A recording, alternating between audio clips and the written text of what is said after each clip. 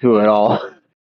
But I think the thing with campaign 3 is even more of what I was saying about it being a serial and show program. It didn't have the levity that you had in any other campaigns during the first, I don't know, 6 levels, where there was not that whole overarching story. They started right away with a bunch of crap happening that all tied Yeah. to the main point from step 1. So the whole time felt like a time crunch. There was no casual levity that you had in the other 2 campaigns. Mhm. That makes sense. You know, and they got to be silly just to be silly. And this, it was, hey, welcome to the world. Guess what? Lunas is back and he's going to try and free a god eating demon. Because campaign 1, they had just come from the home game. They were in the Underdark dealing with mind flayers and stuff. And then the Chroma Conclave and the Briarwoods. And Vecna really didn't become a thing, well, until the Briarwood arc, where he was hinted at, but not introduced as a big thing until a lot later. With campaign 2, they kind of put the dodecahedron out there, but they got to choose. Well, we could go to the coast, we could go over to there, we can stay here, we could go anywhere. So there was no rush of a story. They had that freedom to just kind of play around and get into stupidity. But in the third campaign, yeah, it's just from the get go, they were busy. Yeah. I Yeah, assume you're I talking think about Critical Role campaigns. yeah. Yeah, I'm only like halfway through the second one. I listen. I listened to the first one, multiple episodes a day, every day until I just ran through it. But the second campaign, like I'm probably halfway through it or so. But I'm not consuming it as voraciously as the first. Maybe 1 or 2 episodes a week, whereas before I was like 2 episodes a day. Yeah, I think campaign 2 is better in the second half. Honestly, though, the one thing I like about some other real plays that they don't do on Critical Role is I like the editing.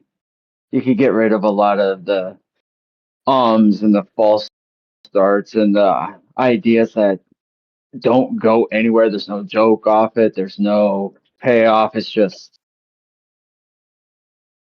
because that's like a good probably hour to 2 per episode. Yeah, if you cut out some of the nonsense. I'm sorry, even with us, when we get into that just circular, well, what about, I just tune out, just like, nope, we're listening, we're talking. I thought plan number 2 was good. I don't know why we're on plan 38. Like when it took 2 hours to cross the river. What do you mean? Exactly. I don't know what you're talking about. We handled that so well. That was our from what campaign was it? Was it not to You talking go about the back to chair? Critical, but the chair, yeah, where they I think literally that like was it was campaign oh, it was 2. campaign 2.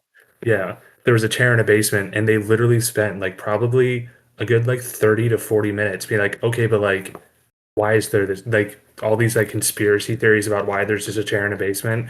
And Matt, it literally got to the point where Matt was like, it's just a fucking chair.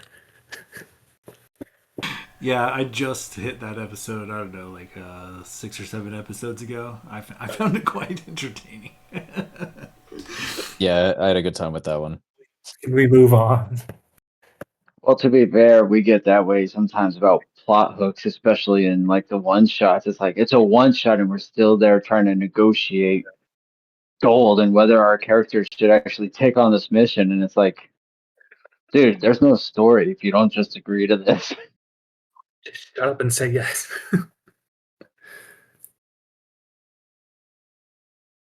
snap. Loga snuck in here. Okay. Give me a second here. Just gotta finish writing these eulogies. So let's get this thing started, eh? I'm actually I didn't for the first time ever write a recap, so I'm gonna have to do this from memory. So call me out if I miss a few things. I'll try to make it quick. So last session began in the King's City as you guys were just finishing up a few loose ends and the Sands of Justice alongside Bethania and her courtesans and Albust all travel northward from the King's City to the Crossroad. Now, the Crossroad is a couple of days' travel through these rolling green hills, but upon arriving, you see this small village is just flooded with travelers, people coming by for the tournament. You see several various teams putting together stages and goalposts and begin, several different construction projects all around the outskirts of the city. And after some bit of information gathering and, Logus's keen eye spotting a bit of mischief, a bit of kidnapping, torturing, and grave digging later, the Sands of Justice did figure out that they were about the next leg of the tournament was going to be Griffin Ball. So, with that information in mind and a bit of info gathering around town, they prep for the tournament, getting not only a long rest but also a hero's feast and a few other spells here and there. And then the following morning, they approach the host of the tournament, who graciously gifts them some griffins, upon which they mount and take to the air, ready for Griffin Ball. So, that is where we will begin our tale, fellas.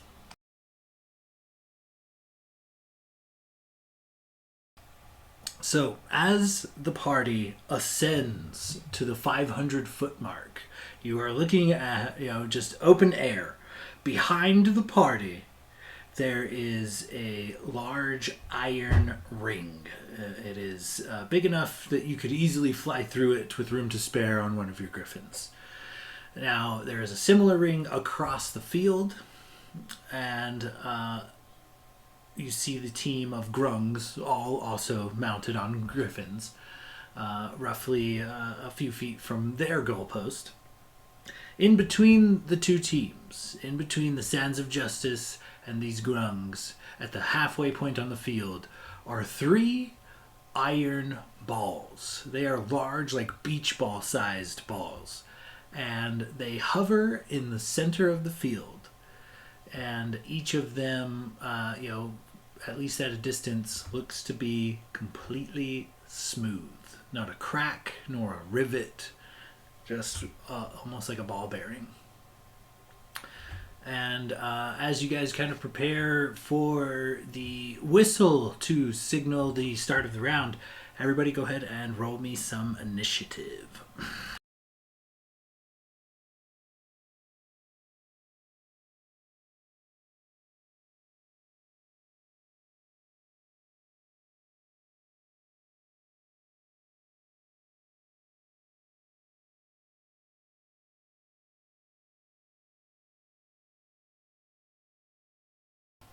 Oh man, you guys better roll good, because I just dropped some bombs on you.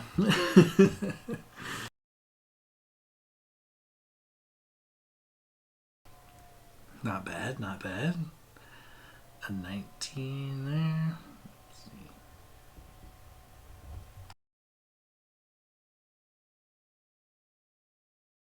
Let's see. Sorry, my computer's freezing up. 1 second.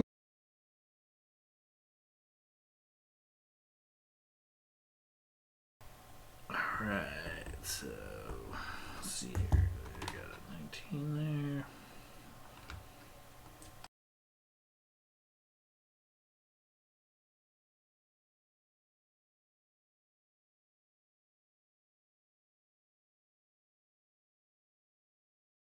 So this one real play I listened to, Viva La Dirt League's D&D, their DM ruled if you get a natural 20, you could pick anywhere in the lineup you go, except for somebody who has a higher score.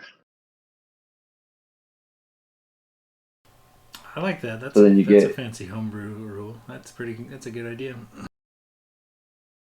just to make it feel a little bit special, and sometimes you want to go last. Yeah, especially if you're like a support caster, like it's actually better for you to go last. Yeah, I think they built that mechanic into Pathfinder in a way because you can delay your turn and then choose to use it at any point in between another player or, PCs or NPC's turn. And so if you're top of the round, you just wait, and then you're like, you know what? I would like to do something right now. And you can just time it out whenever you feel like it.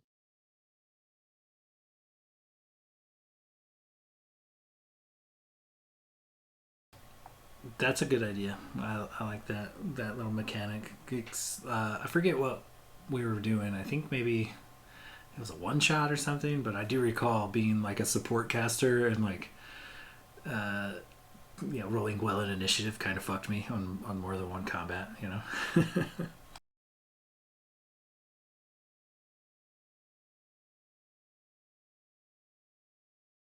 I think we're just waiting for Mr. Silverstring's initiative score.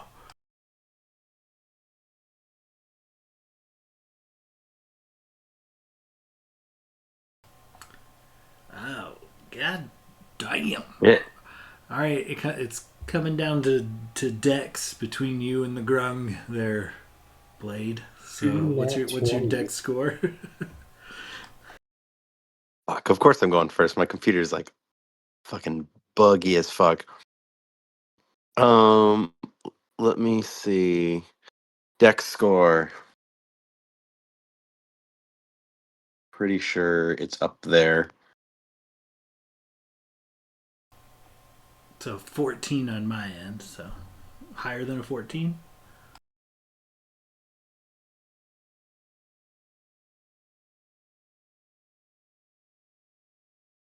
Oh god damn it. Sorry. No worries. So D20 plus our modifier. No, just what is your dex score? You both rolled the same initiative, so I was just gonna give whoever had the higher dex the first up.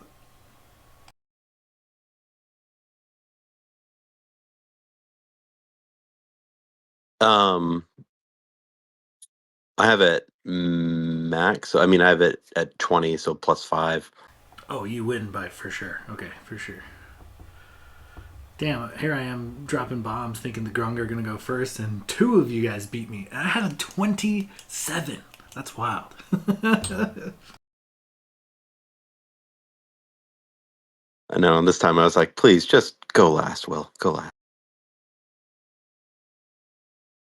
Okay, so I do have a map for this little game we're about to throw down on, but it's just kind of generalized. It's not specific, so I just don't have a big enough actual tile table for this, so I'm using like some graph paper. So it's gonna be a mix between theater of the mind and not, but we'll figure it out. So let me just drop this here in chat for the purposes of this Locris. Instead of being maroon, I've changed your color to light blue.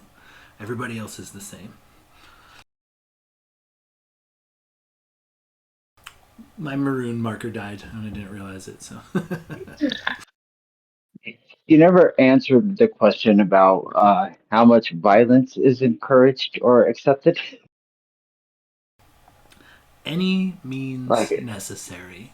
No limits. No holds bar. noted.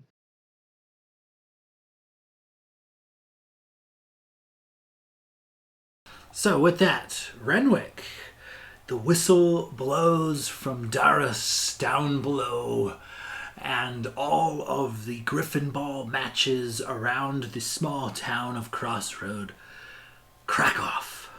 You are first to act. About 160 feet away from you is the center of the field, and that is where these iron balls hover. Now, and your enemy is equal distance, so they are an additional 160 feet beyond those balls. So what do you do?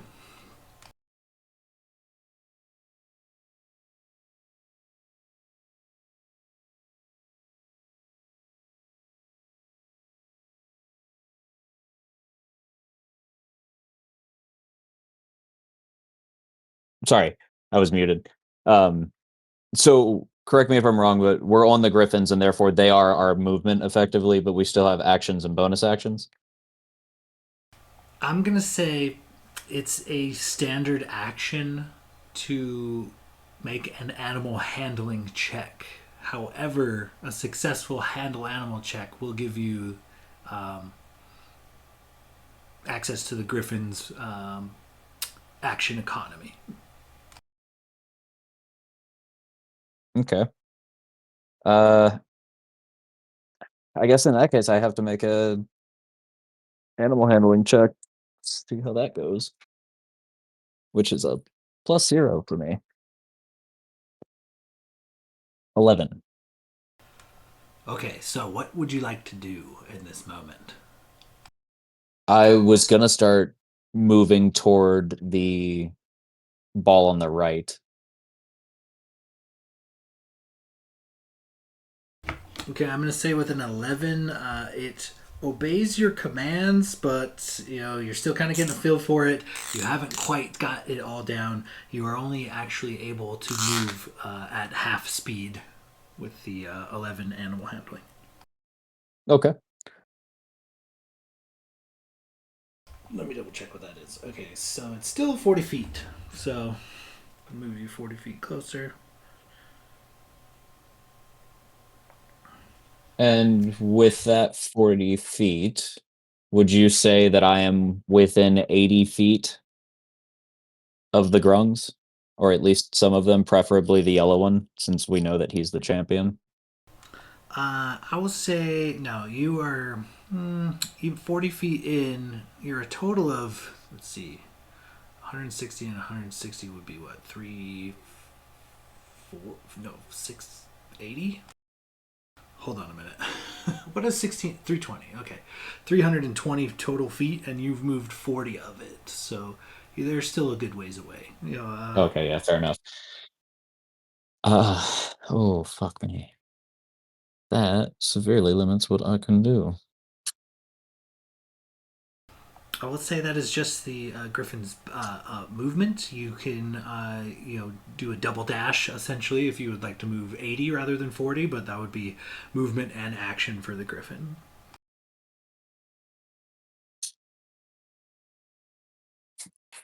Yeah, I'll just continue to move up. Then I take it. Can I use like my rogue feats and things? Because I can use like my bonus action to dash. I don't know if that helps here. I'm trying to understand the action economy. Yeah, so you still have your normal movement and a bonus action. If you even have a regular standard action if you don't command the Griffin to do anything.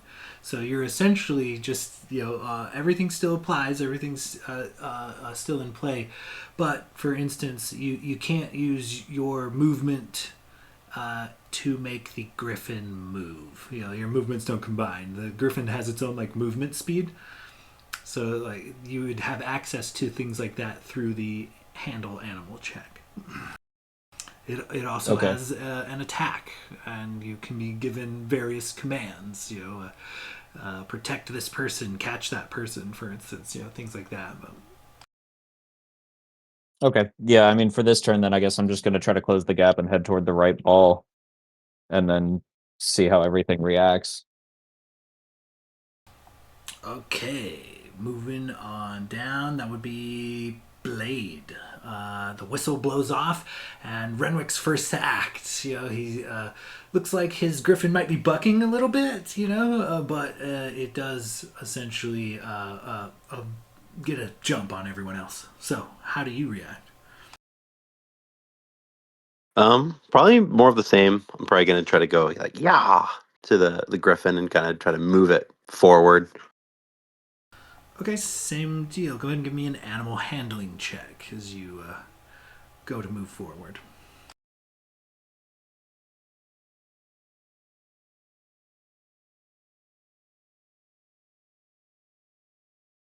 Animal handling's not gonna be good. No. Ooh, 9. The griffin does not move. He snarls and snaps at you and kind of bites at one of your feet. Kind of gives you a tug, almost pulls you out of the saddle. But the griffin is aggroed, but he's not receptive to your commands this turn. Oh, damn it. Okay. And I can't do too much with those. Oh man, if he's not gonna move. Um.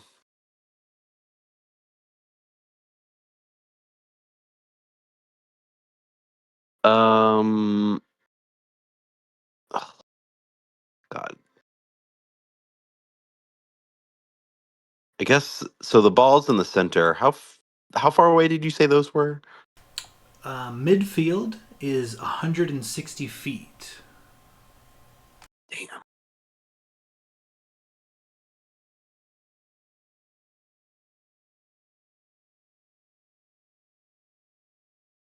Um.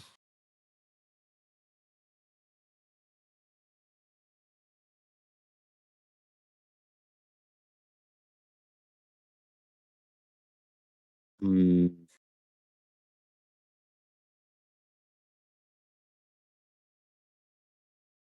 I don't know what to do. Uh.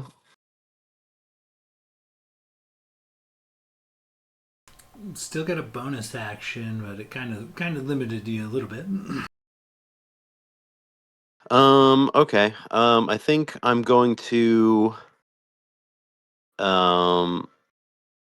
I'm gonna give a little bit of inspo to our leader here, Logos. So I'm gonna, if I'm close enough, is he within 60 feet? Yeah, he is.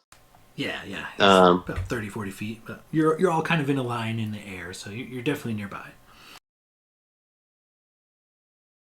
all right, and so I'm gonna see like me try to like heroically take off on this griffin, and he's just things like snapping back and biting me, and I'm just be like, Logos, move forward, defeat these foes. Drop them from the skies down to the dirtiest hose. And yeah, I'll give them a little bit of inspo. Perfect. Loved it. So Logos, you get a D12. Damn, inspo's stacking up. Thank you. And I think that'll do it for me. I can't really do much if my griffin's fucking trying to attack me.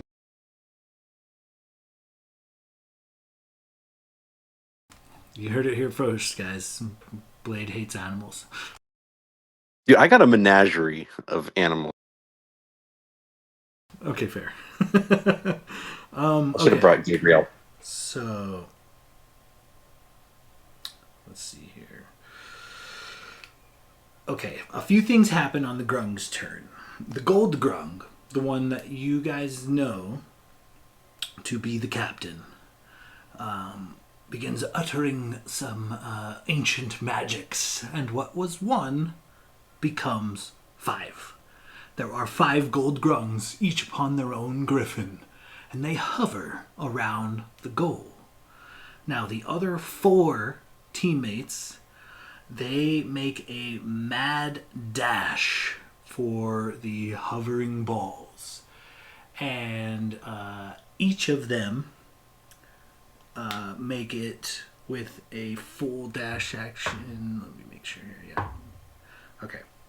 With the full dash action, all four of them make it to one of the balls.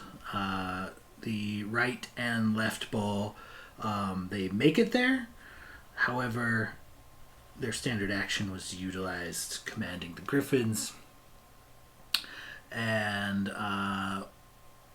in each case, one grung leaps from one of the griffins. So 4 griffins roll up on these balls. There's a grung on each one. And as they arrive at the balls, the grung decide to double up. So now 2 grung are riding a single griffin.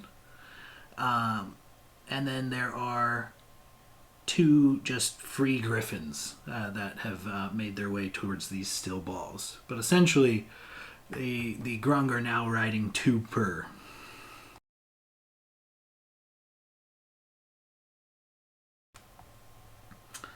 And I guess with that, we're gonna move on down. Let me drop a little pic in the feed just so you're aware of kind of what's going on. Again, this isn't like perfect, like to proportion. This is just kind of generalized, like where we're at. Okay. So, come moving on down from there, Gladier, you are up. You see Renwick kind of, get a good head start, Blade kind of struggling, and these grung seem to know their griffins. It doesn't even seem like, they've taken them and effortlessly made it across the battlefield in a single turn.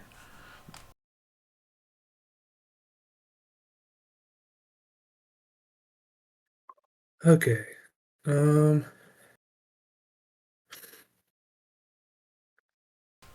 So I took a think picture and then just never hit send like a genius. Here you go. you're good. Damn. So Renwick is on his way to one of the balls. There's a couple of griffins on the right and left ball, and a couple of griffins bearing a pair of grung on the right and left ball. So All right, I can't reach Renwick with what I want to do. All right, so I'm gonna first I'll cast Bless on I think Logus. Choose wisely. Yeah, right. uh, I have really bad. I don't have great decks, so I'm gonna feel like I might need a deck save at some point to not fall off this thing. So I'm gonna cast Bless on myself, Logus, and Blade, because Blade's a little more squishy than Locris. And then I'm going to turn to Logus and be like, all right, let's get up by the goalpost and I don't know, be goalies. I don't know what to do. And then I'm gonna try and just move my Griffin to be in front of the goalpost. okay, excellent. Go ahead and give me an animal handling check. All right. God, what is my animal handling? A whopping 1.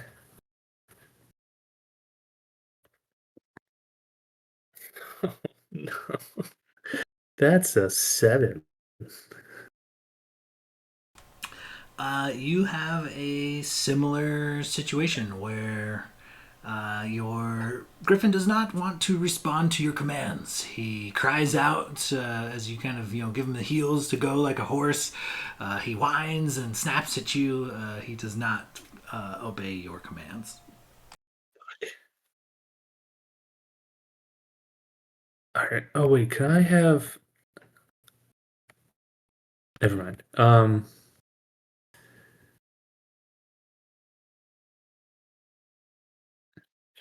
Could I have actually said that I? Jesus, What the fuck level does it have to be to get another person with bless? Is it literally level 4? Sorry, one to distribute spell slot above 1. Oh no. Like, can I say, I guess, a level 2 bless to include Locris in my bless Yeah, instead of level 1? absolutely, for sure. Okay. All right, so Locris, you have bless as well. Well, yeah, then I guess I'm shit out of luck. I'll turn, seeing my troubles with the Griffin, I'll turn back to Logus again and be like, maybe you get a head start. I'll join you up there. And that's my turn. Okay, moving on down. Locris, you are up. Again, I switched you to light blue for this particular encounter. Alrighty. I am going to take my Morning Star and push it forward like a lock and turn it as I cast Arcane Gate, opening a portal from where we are starting all the way to where the grunts and the balls are. And it's one Nice. sided so the grunts can't see a portal. They just see nothing. And then I'm going to try to charge the Griffin through the door. Okay, excellent. So Renwick has kind of jumped out in front of the party a little bit. So I assume you're going to cast it between the party and Renwick and then make your way to it, or where would you like to place your portal, and how big is it? It's going to be honestly right in front of us. Renwick is on his own, jumping out so far, and it's 10 feet within me, or it has to be within 10 feet of me. So it'd be just in front, and it's 10 foot in diameter. Okay, perfect. Yeah, definitely big enough to fly a griffin through. So that's what I want to do. I want to fly the Griffin through. Okay, and is that a standard action spell? Yes, it is. Okay, unfortunately, it'll be a standard action to make the animal handling check to get the griffin to move, but you still have a bonus action if you'd like. Then I'll use an action surge to. Okay, perfect. Yeah, go ahead and give me an animal handling check.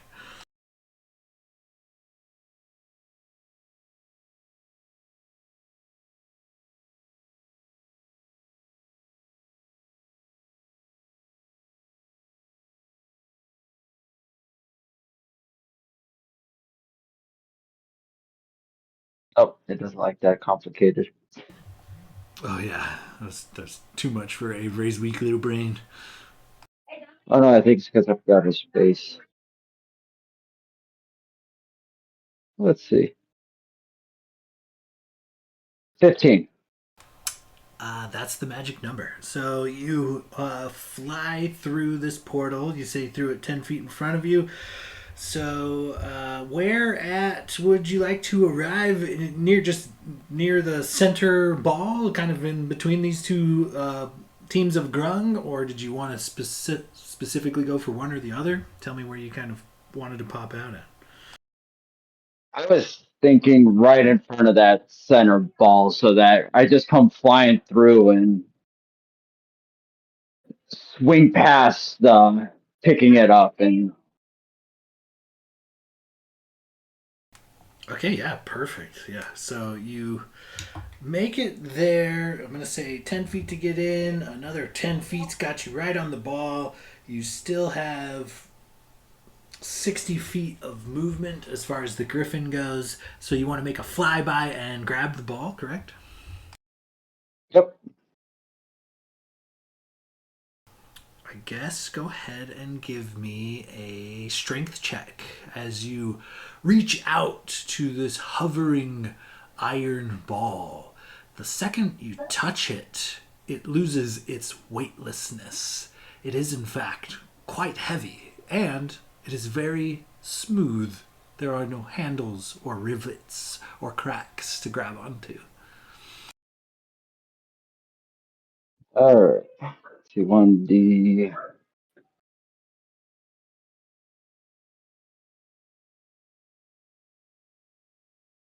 Yeah, 4.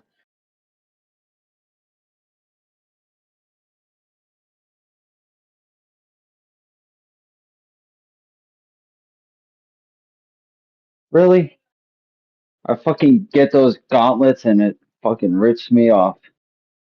Fuck you, Avery.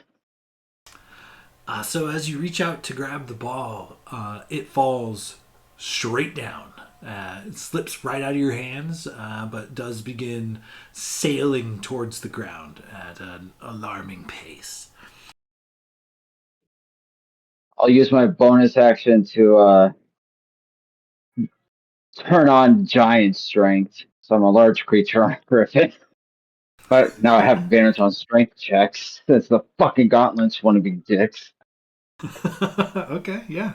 You grow to giant size on this griffin, who strains under your new size, but still manages to keep you aloft. And that's all my stuff. And finally, bringing up the bottom of the round, Logos. Your team has kind of jumped into action or decided to have an argument with a griffin midair. So, what do you do at this point? Well, I'd like to make that animal handling check to get the griffin under control. Okay, go ahead. It's going to be your standard action, but go ahead and give me an animal handling check. 24 total. It is purring at you in no time. You have this thing literally and metaphorically eating out of your hand. Oh, who's a good griffin? Look, this is like petting its ear and kind of forgetting what we're doing. How far apart are we from the grung? I know they all kind of made themselves look similar, but how far apart are we? You are 160 feet from the grung.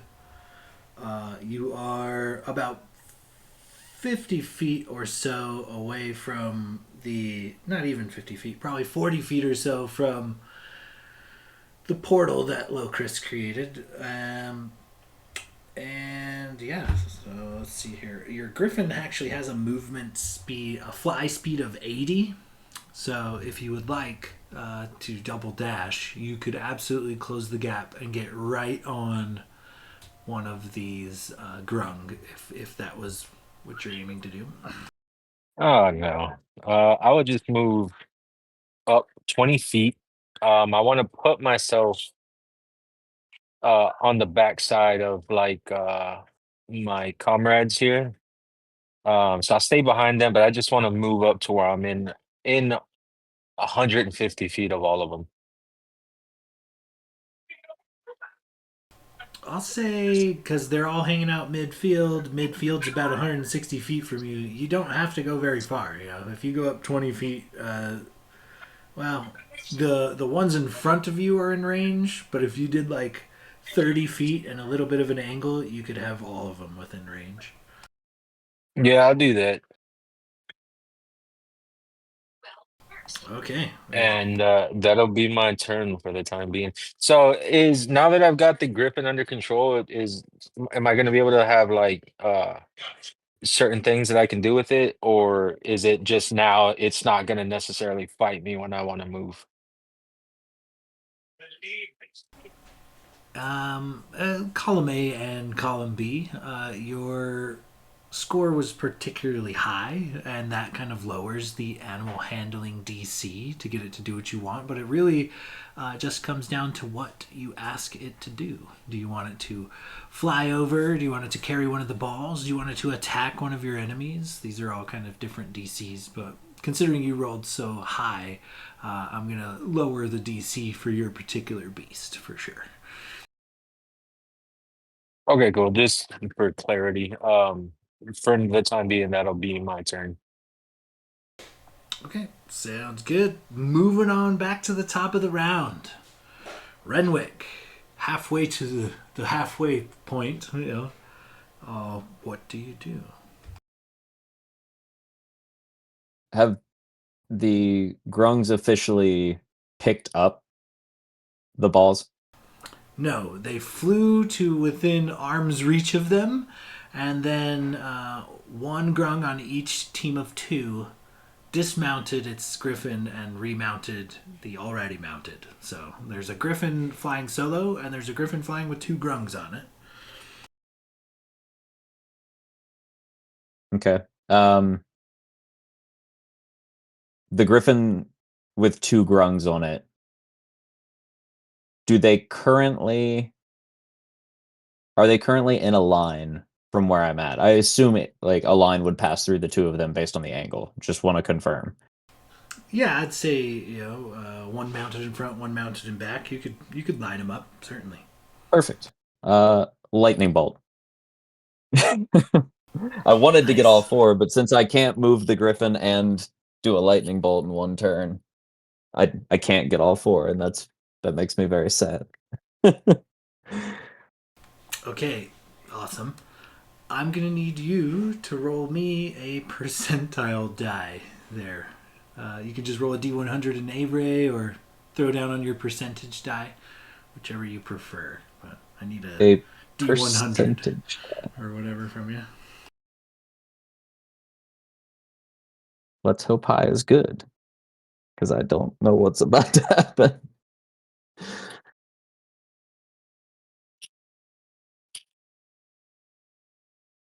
You accidentally lightning bolt the entire team, and I go down and we lose. Damn it, Renwick. Matter of fact, Blade, just counterspell him to be safe because I'm not liking this. Yeah, Sean, I'm just gonna counterspell him. Excellent. No. Yeah. 82 unfortunately was not the better of the numbers. I'm gonna need you to roll me a D10 as well there, Renwick. All right. 10. Well, I'll be damned. Renwick, you fire off this lightning bolt spell, and as it crackles through the air and sails towards its target, an odd glimmer off of an amulet that one of these grungs seems to be wearing. It creates almost like a gasoline and water look, like this rainbow-colored bubble. Briefly erupts around them, and it reflects your lightning bolt spell right back at you. So go ahead and give me a dexterity saving throw. Motherfucker. I told you should have counterspelled it. I fucking knew it. I will from now on. If there's another now on. Let's see. That is a 16, I think. Let me just confirm something real quick.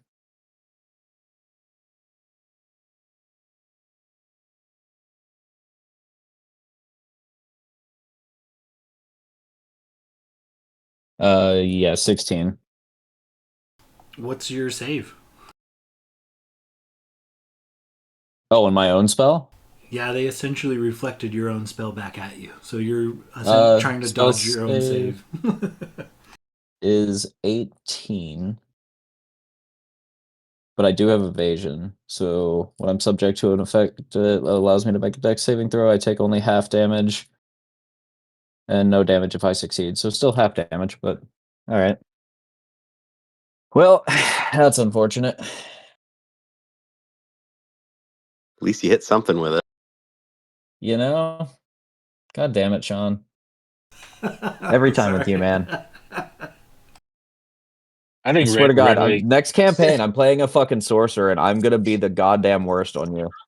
I think I'll Dakota line up might a bunch of genuinely. baddies eventually for you. Renwick will just be walking along and he'll casually realize, holy shit, a bunch of zombies or something. You know?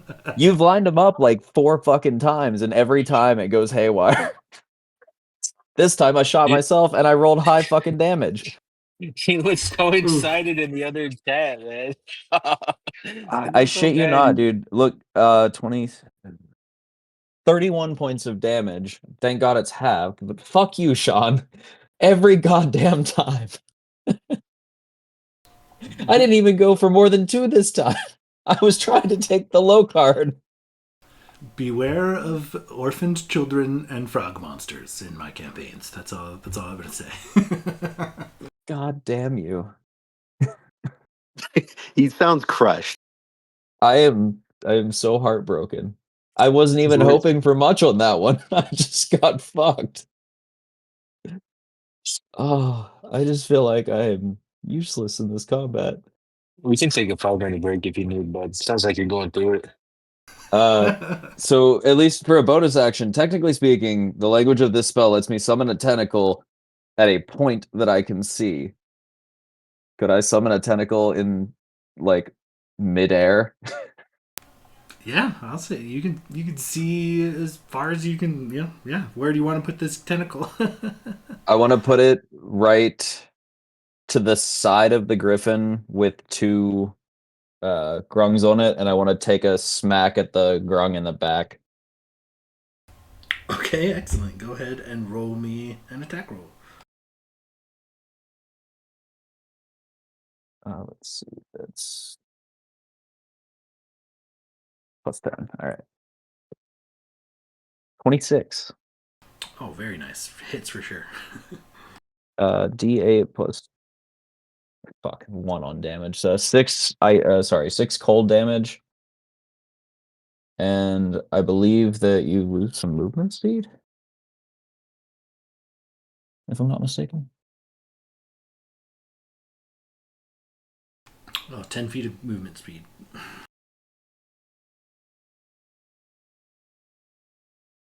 And yeah, cool. I think that's my whole turn. All right. I'm gonna go cry now.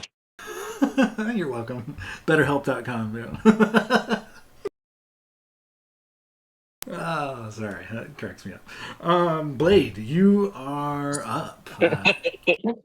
What a moment for a sponsor break.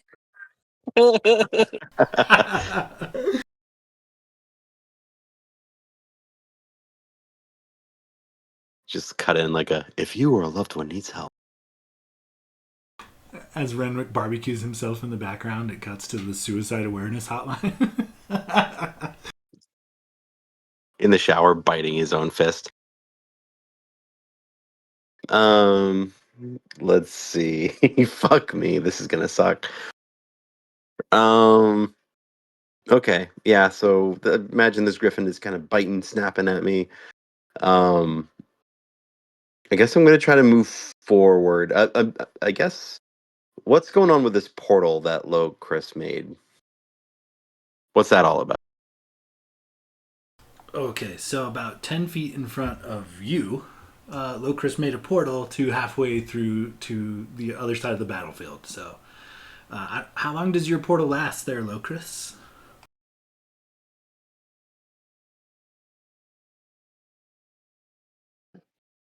Uno momento. Let me pull it back up. It is up to 10 minutes. Okay, perfect. And Yeah. what it is, it's 2-dimensional glowing rings filled with mist. The ring is visible only from one side, which is where we were, so we could see where we were going. So it looks weird to the other people, like we're coming out of thin air.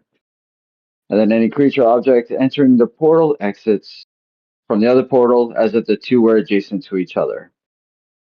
Entering through the portal from the non-portal side has no effect. So it can't be used to go back unless I decide to switch points.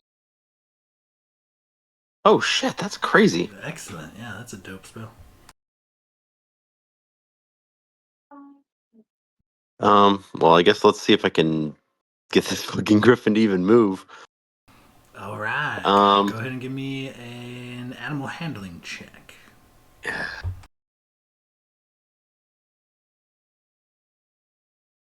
All right.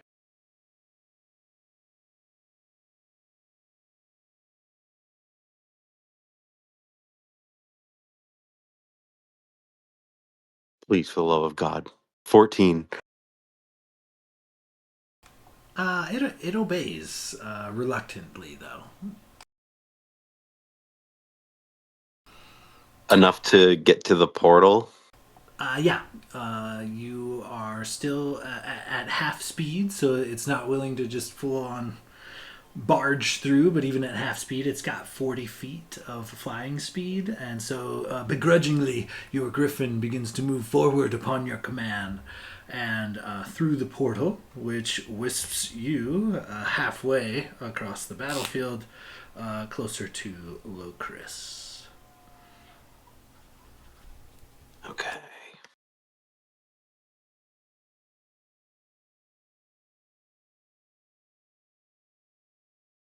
Okay, and Locris is the blue dot. Correct, the light blue.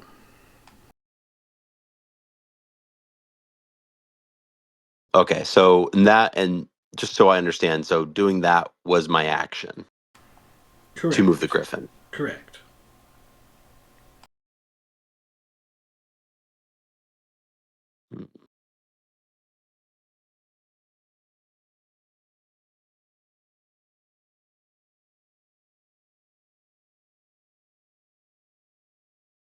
Well, shucks.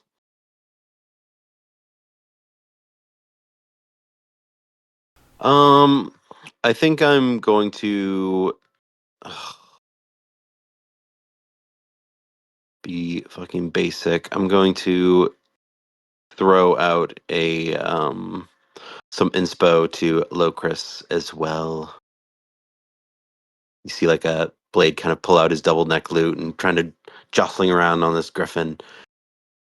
Takes a strum and just says, "Locris, defeat these foes.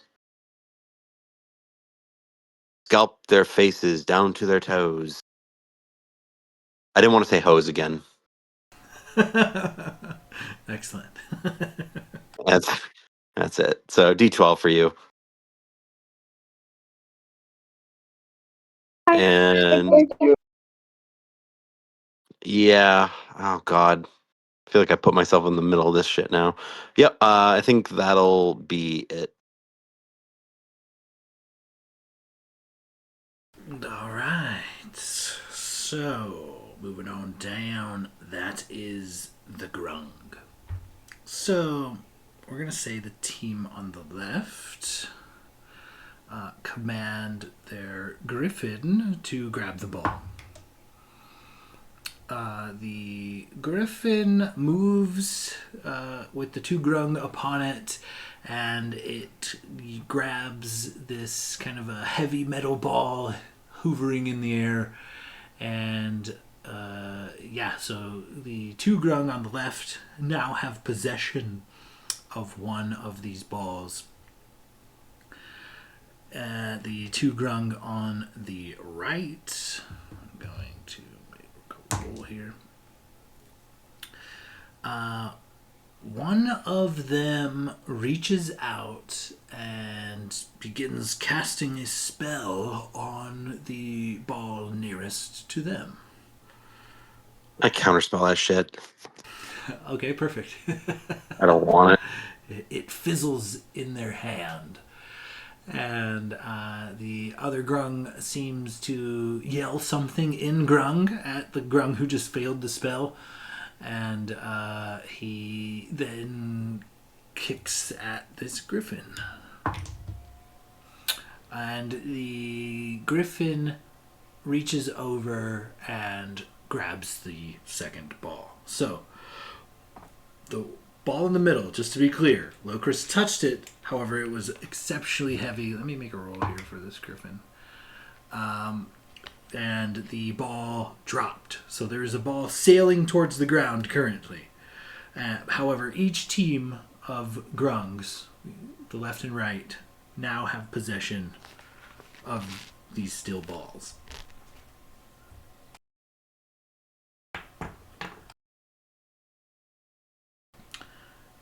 With that being said, they've. I'm gonna say, they could still burn like a cantrip. um, one of.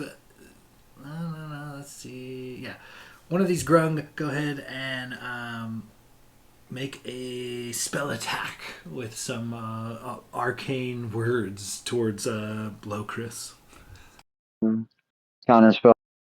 Okay, yeah. It sizzles in his hands and he looks angrily at you. Apologizes for bitching out his grung friend earlier.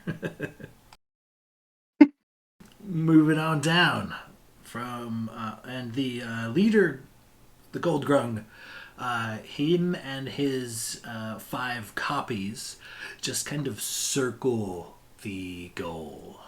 It looks like they're surveying the situation, but playing goalie. So moving on down, Gladier, you are up. All right. Seeing that these other grung now have 2 balls in hand, I'm gonna try again to get my griffin to move in front of the goal. Okay, animal handling check.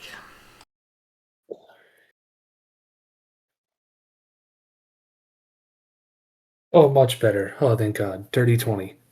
Oh, perfect. You're, it took a little jostling to get your weight proper and the saddle adjusted how you need, but the griffin responds to your commands.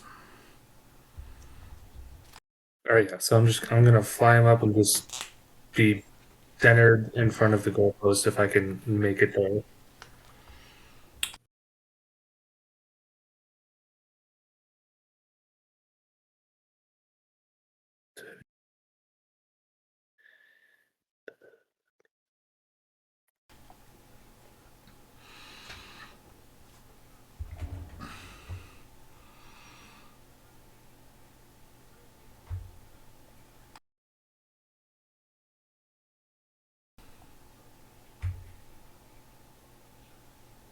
And then is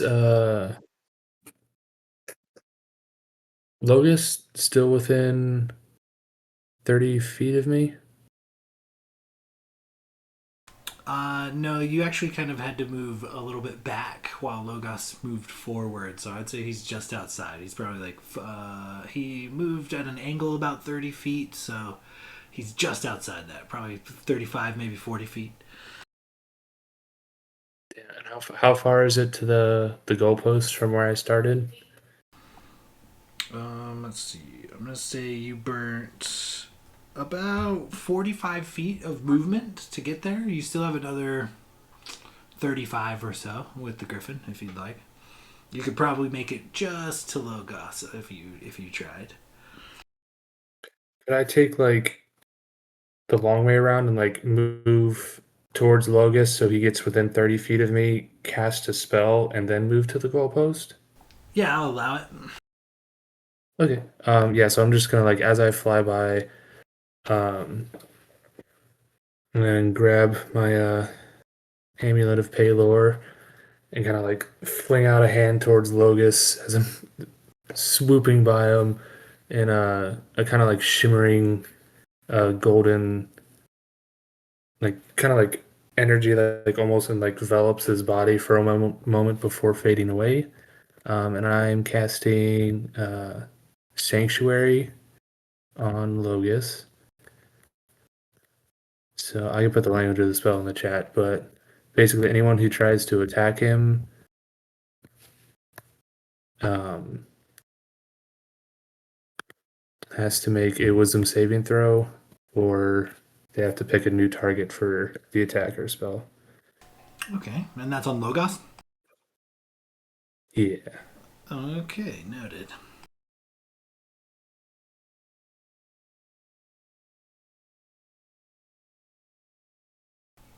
All right.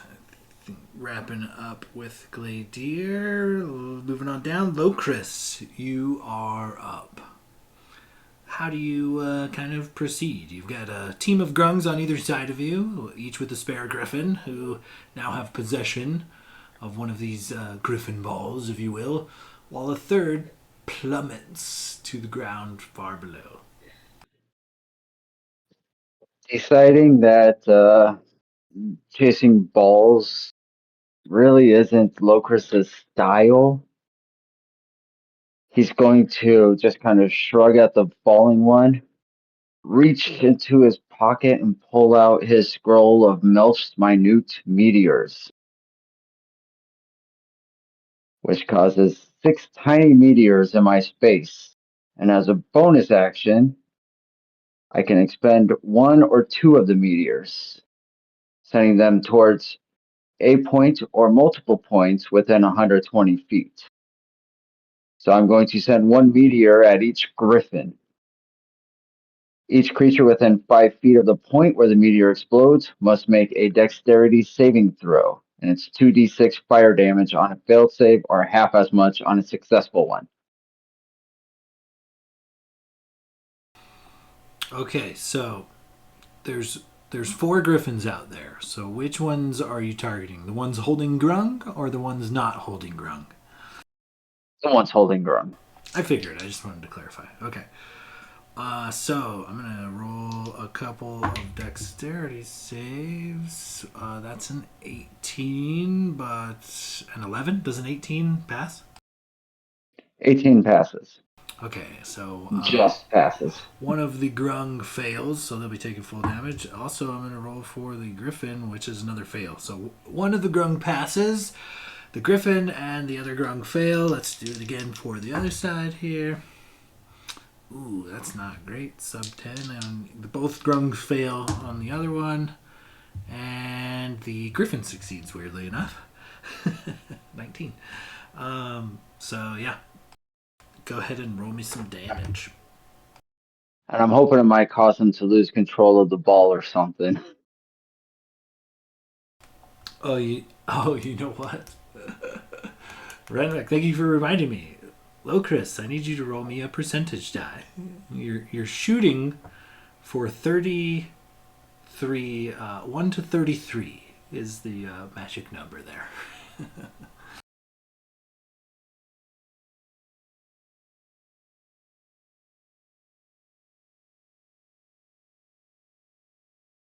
Nope. It is a one-time thing, but he hit the other guy as well. So unfortunately, Locris, I'm gonna need you to roll me a d10.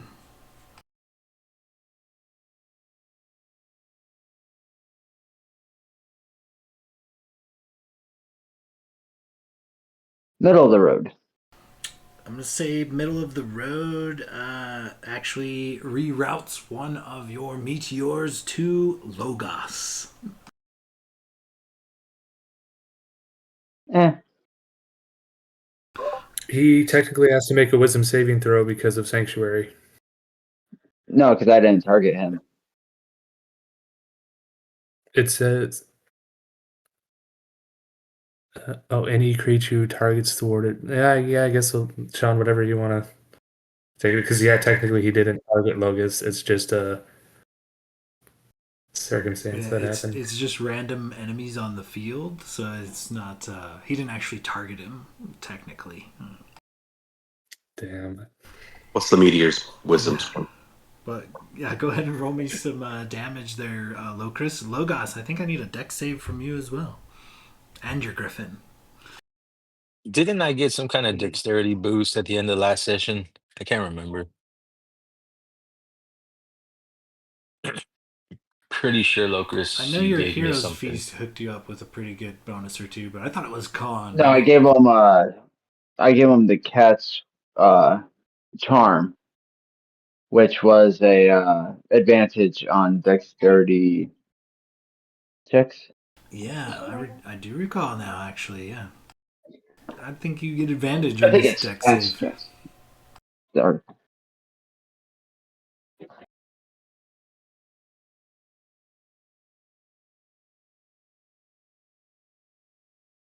6 damage on a fail, 3 on a success. What do I gotta beat? An 18? 18. Yeah, well, the first one 19, so 3.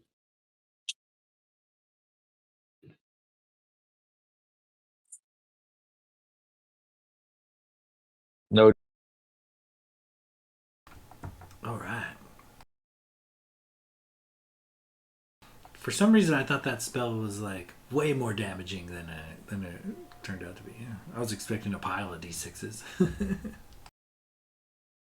Well, it's supposed to be, presumably you would send the small meteors at like one target, not spread them out. Ah, makes sense. But you see something kind And of similar to how kind of Renwick did when your meteor comes close. A gleam kind of beams off of an amulet being worn by one of these grung, and a weird, like soapy, rainbowy kind of bubble forms ever so briefly and deflects your spell.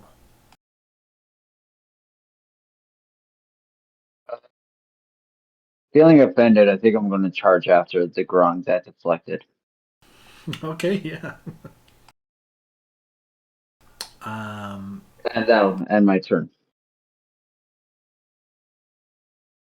all right, let's see here. Moving on down from Locris. Logos, bringing up the bottom of the round. You are up. oh, I'm seeing as freaking Gladier's spelled into shit. That's what I hit my goddamn meteor. Um, how how close is the leader and his mirror images? Am I within range? Probably not. Depends on what you're trying to do. But so you are about 130 feet from center field, and from center field, the champion is an additional 160 feet. Good heavens. Yeah, you're Okay, you're at so one end zone and they're at the other. who is there anything in center field? Pretty much all the action. Here, I'll drop another pick in the feed real quick. But yeah, so in front of you, a little ways, is Renwick on his griffin. And then in front of Renwick is all of the action. It looks like Blade and Locris are engaging these grung. You know, spells are being flung back and forth, etc. But, drop another pick in the feed. But again, this is kind of generalized. It's not to scale, we'll say. Just to add insult to injury, I'd like to take my 2 attacks at Renwick. Sure, yeah. No, if one of those grungs are in range, 150 range, I'll take 2 shots in my arrow at him. Yeah, I'd say they're at the edge of your range, but just barely. You could definitely hit them from where you are. I'll try to do one of those amulet ones also have a ball? So yeah, the grung have doubled up on griffins, and each griffin being ridden by grung is currently grasping one of these large metal balls. Okay, I'll take a shot at one of them. I'm gonna try to let me see. Do I take the griffin? I'm gonna try to hit the griffin to try to spook it, see if I can knock off, maybe make one of them make a dexterity save or something from falling. So I'm gonna take my attacks at the griffin. Okay, go ahead and give me a couple attack rolls. Uh, First one that hits a 27. Oh yeah, that hits for sure. Second to hit is a 29. No, that one misses. Fuck that. No, they both hit.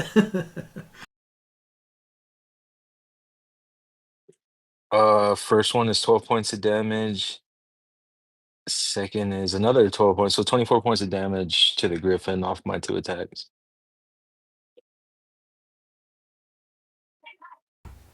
The arrows sink deep into this creature's feathered breast, and it kind of cries out, but it remains aloft. I'm gonna use my bonus action to take you see like constellations on my joints starting from my hand and a what's it called? You see like Bonus? a radiant arrow like form and I'll shoot uh another shot. It's gonna be radiant damage. Same target. It's another 27 to hit. Oh, that hits. Oh, this one's oh my god. That one's 20 points of radiant damage. So that will be 44 points of damage total. From that sink. Okay, say that again. How much damage was your radiant damage? Uh since I'm level 11 druid now, that last shot does 2d8 damage plus 5. So I rolled an 8 and a 7 for 20 points of radiant damage total. So all three shots altogether would have been 44 points of damage. Okay, perfect.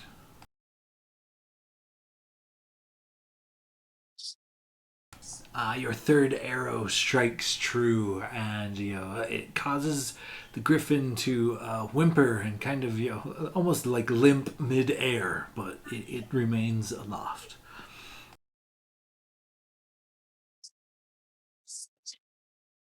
Logos will kind of shout out. Looks we got one faltering, boys. Let's support on them, shall we? And that'll be my turn. All right, back to the top of the round. Renwick Turner.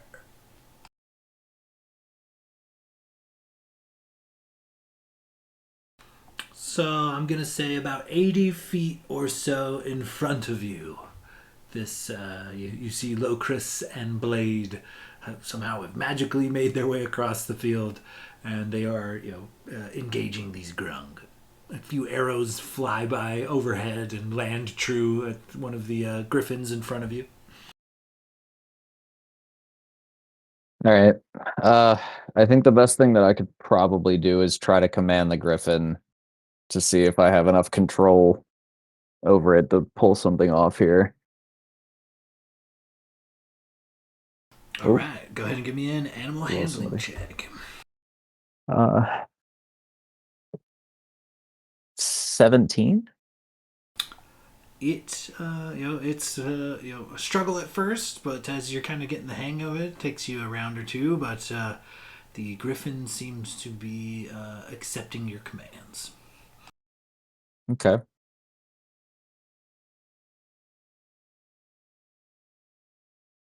Oh fuck! How do I want to play this? I want to try to have the griffin attack the one that Locris just dropped an arrow into. Just go for like a flat out tackle if I can. I'm gonna say that the griffin is limited to its own action economy, and 80 feet to get to the creature, and then an attack. So, you want him to attack the griffin that is holding up the other grung, or the grung? I want to go straight for the griffin. Okay, yeah. Go ahead and let's see here. Probably easier if I just do it. Let's see. We're looking at a multi-attack. One beak, one claw, plus 6 to hit for each. Do you want me to roll that, or do you roll? I mean, I could have let you roll it, I guess, but I rolled actually pretty fucking hot, so maybe I'll take this one. I mean, I'm not gonna turn it down with my fucking luck. I'll roll 2 1s, and the griffin doesn't get my fucking halfling luck. So I missed one attack, but I crit on the other. So I like that. Split the difference. Yeah. I am perfectly average. the griffin snaps at the other griffin. It moves out of the way, and at the last second, it rakes its claws across its arrow-ridden breast. and the griffin holding the grung is in real bad shape. He looks to be barely holding on. He's bleeding profusely, he's missing feathers, he's struggling to remain aloft.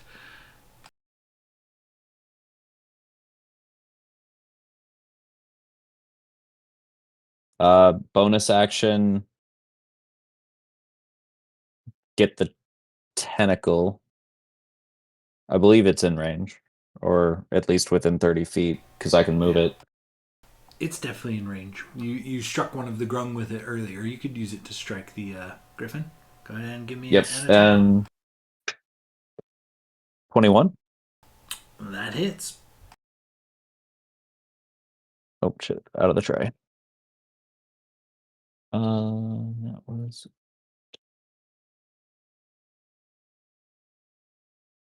sorry, I believe 9 damage. Yeah, 9 damage. So Cold damage, and speed is reduced by 10. So tell me how your tentacle takes down this griffin. I imagine the first griffin kind of like swoops in, takes a big gash, and then you just see this tentacle kind of like um flail back, but then instead of coming down like a slam, it just darts straight like a spear and pierces it straight through the chest, and you see the ice start to form in the cavity.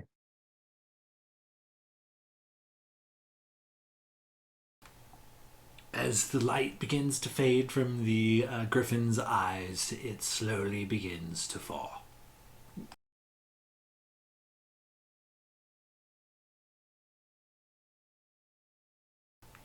I think with that, Blade Silverstring, you are up.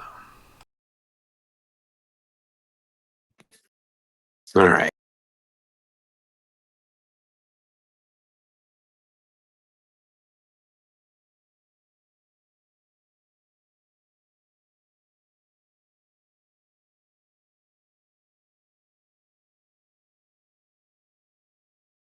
So, I'll drop another pick in the feed for you real quick. Um, yeah, essentially, you've got a party to the right and a party to the left. Looks like Logos has landed a few arrows, and Renwick's moved into some melee combat on the team on the right. The team on the left still have yet to be dealt with, but it's your call. How do you proceed? Here's a new pick. mm,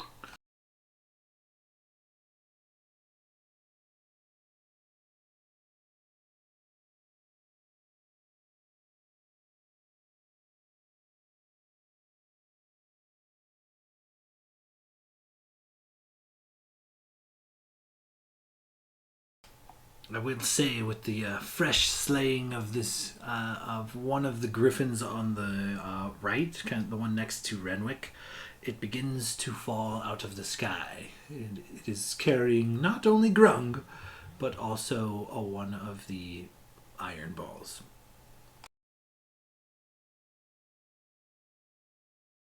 um, so these iron balls, is there any way that can I like look to see like are these balls magical? Go ahead and give me, I'll say, a perception or arcana check. Your call. My Arcana's shit. I guess perception.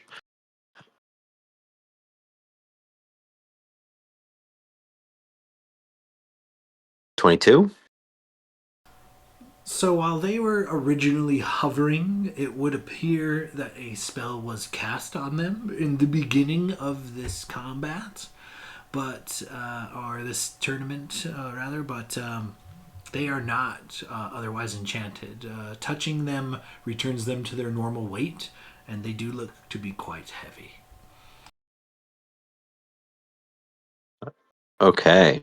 And the ball that is already falling, the one that was going down earlier, how far away is that? I'm gonna say, what are off the top of your head? Maybe though, Chris, you could look this up. What is the falling rule? Like, how far do you fall in a turn?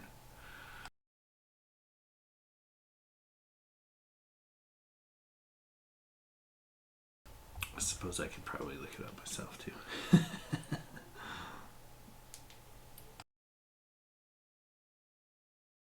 I'm gonna.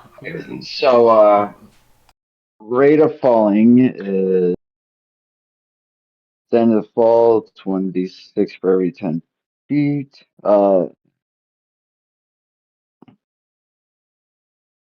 Instantly 500 feet. Ooh. That would bring the ball to the ground with a loud thud. It lands in the dirt, in the grass, far below your feet, because you are actually at a height of 500 feet during this match. Oh.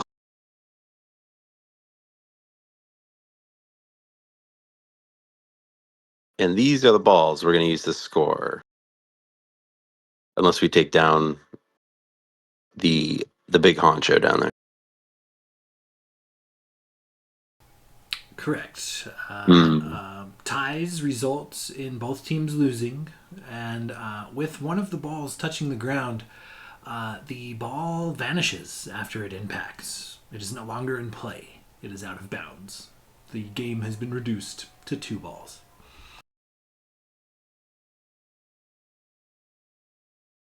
Okay. I'm just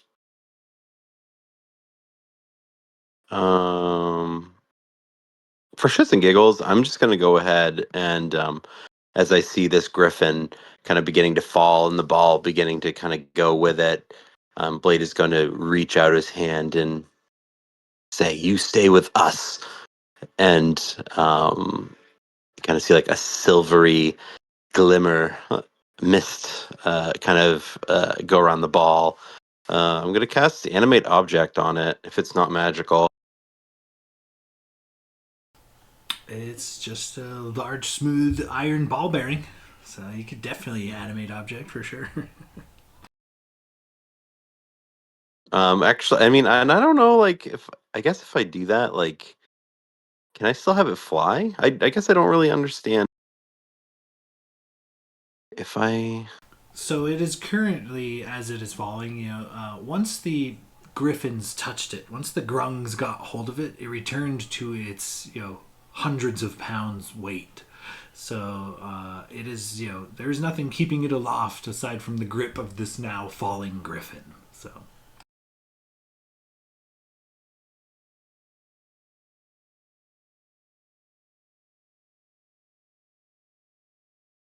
I'll say since it happened this turn, if nothing is done about it by the end of the round, this ball will too have found its way to the ground and been disqualified. Okay. Um.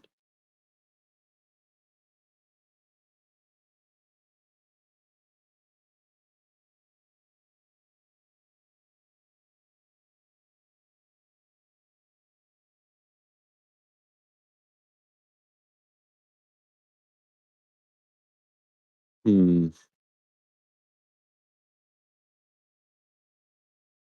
I should have done some more research on this.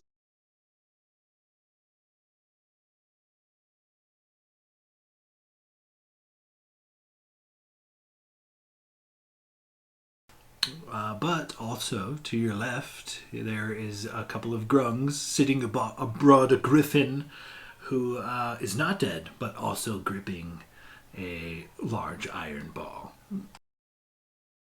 Gotcha. All right. So it says right here, an animated object is a construct with AC hit points, attack, strength, and dexterity determined by its size. Its constitution is 10. Blah blah blah blah blah. Its speed is 30 feet. If the object lacks legs or other appendages it can use for locomotion, it instead has a flying speed of 30 feet and can hover. Perfect. Well, there you go. Okay, I knew there was some reason.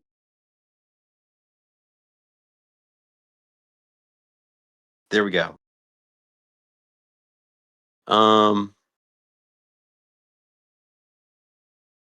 so I guess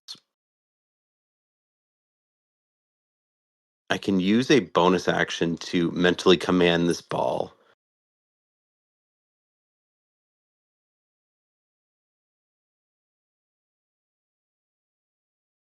Which I'm thinking I might do.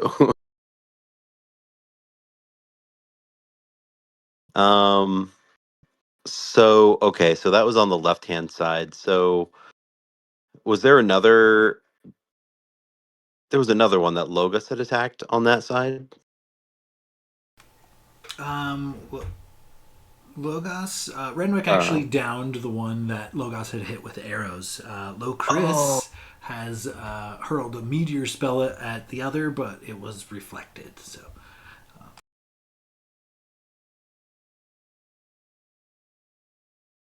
Gotcha. Okay.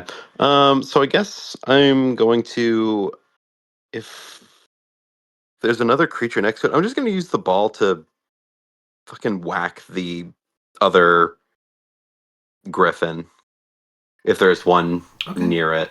Yeah, for sure. Go ahead and give me an attack roll. And I guess determining the size of this ball, because it gives me like different statistics here. I mean, it's got to be pretty small.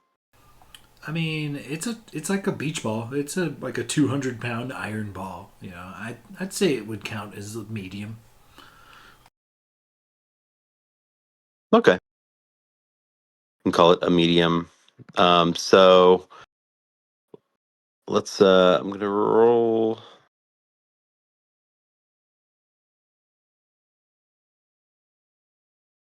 For the love of God. 21. Oh, that hits for sure. And he is going to take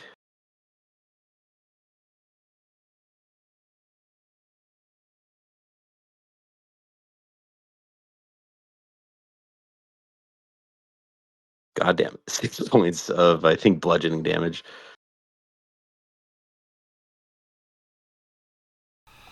All right. As the ball kind of crashes into this other nearby griffin, eliciting a screech. And I think that's all I can do on this turn. I think I've done enough. All right, moving down to the grung. The captain continues to circle his goal as him and his 5 of himself hover around it.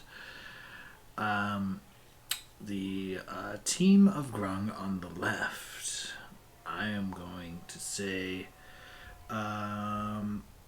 wielding the ball, the team of grung dash by towards the goal. And as they fly by, one of them, the one on the back, throws a couple of items at one at Blade Silverstring and the other at his griffin.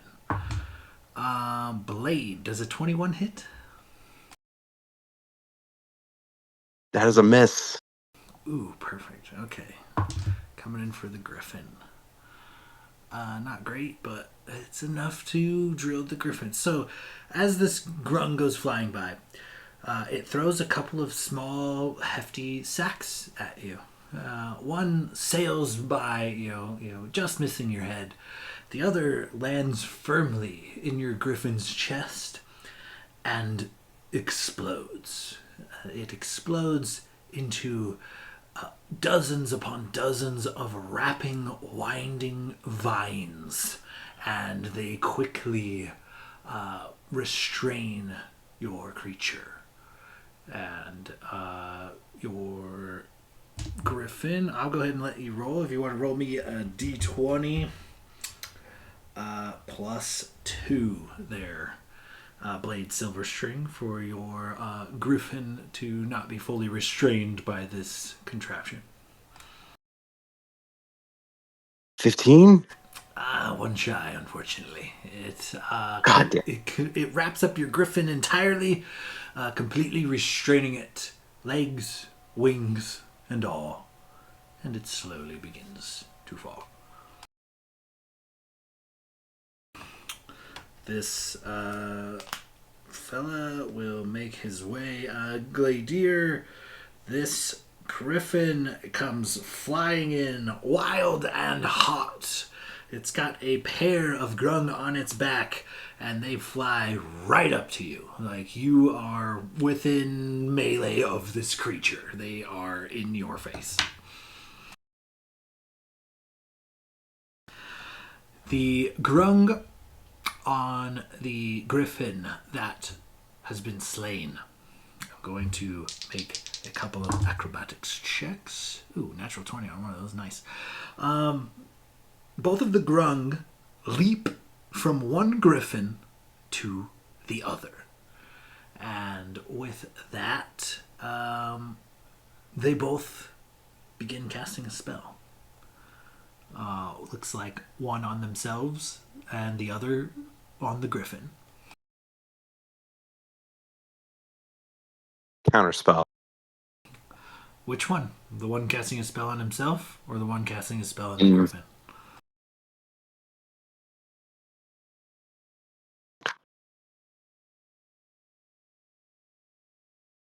Himself. Okay, perfect. Hardest decision ever done. His spell fizzles, and the other casts a spell on the griffin. And that is it for the grung. Bring it on down. Gladier, you are up. One of these grung, well, two of these grung, riding a griffin, wielding one of these giant iron balls, has swooped in and looked to be attempting to score. All that stops them, all standing between them and a point, is you. So, what do you do? Oh god, no pressure. Okay. How far away are they again? Are they in melee range, you said? Did I hear you Yes, they wrong? flew right up into your business. Okay. This is not good. You got this. Okay. Um,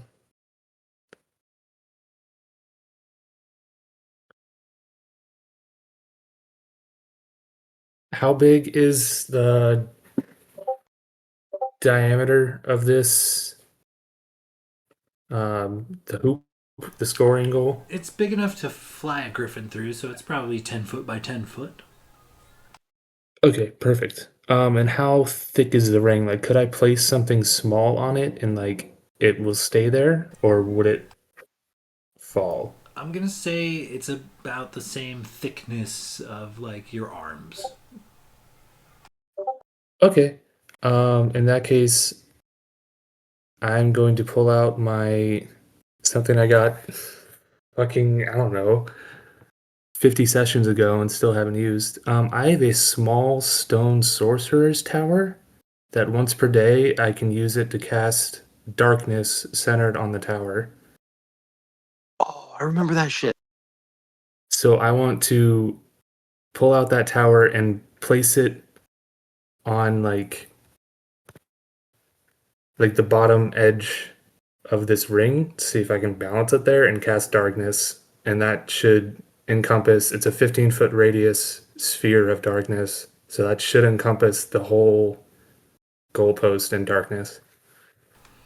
Okay, yeah. I'm gonna say it won't be a very high DC, but go ahead and give me a sleight of hand check to balance this while you're riding atop a griffin. Fair enough. Oh god. That's a 14. That'll do it. You set it up and set the spell off. Your goal enshrouded in darkness. Okay. And I'm assuming that's probably my full action to cast a spell and place it. I think so, yes. Okay, fair enough. Um, I don't really have much for bonus actions.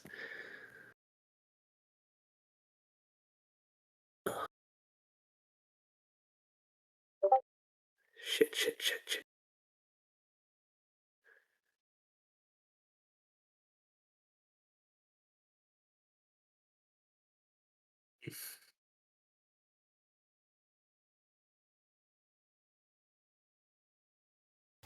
You got any fancy bonus actions or you want to bust out?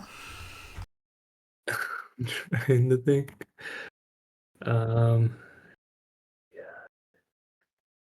I don't think I have very many good spells. I think. Oh, is there only um they only have one ball, right? So there's one grung holding a ball. Yeah, well, it's not even a grung. The two grung are riding the griffin, and the griffin itself is holding the ball. Only has the ball. That's right.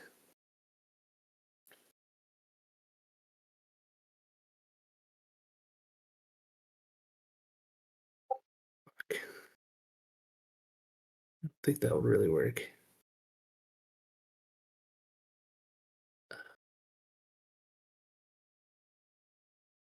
I guess I'm going to hope they miss the uh, this next shot and cast bonus action. Set myself up for next turn. Um,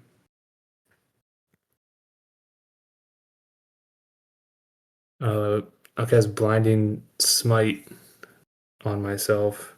It's a bonus action. So it's my next. It'll concentration up to 1 minute on my next hit. I can do some extra stuff.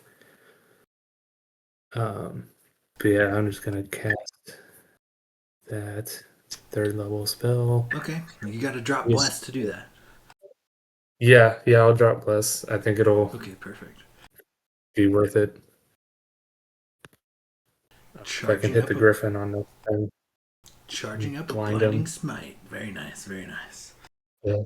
And I guess probably won't do much mechanically, but um, RP wise, like Glader just kind of like trying to get as big as possible, like hands in the air, to not let them go or score a goal. I mean, you're are you not in the darkness? So did you make it dark so they can't see you, and then you're trying to fluff up and be intimidating after you made them not be able to see you? I don't know. He's probably kind of panicking, like I'm panicking. Okay, yeah. I mean, So sure. he does that, but it's not sane. So, did you think you would have placed it and then got away from it to guard the goal, or would you have placed it and remained in the orb of shadow to kind of defend the goal? I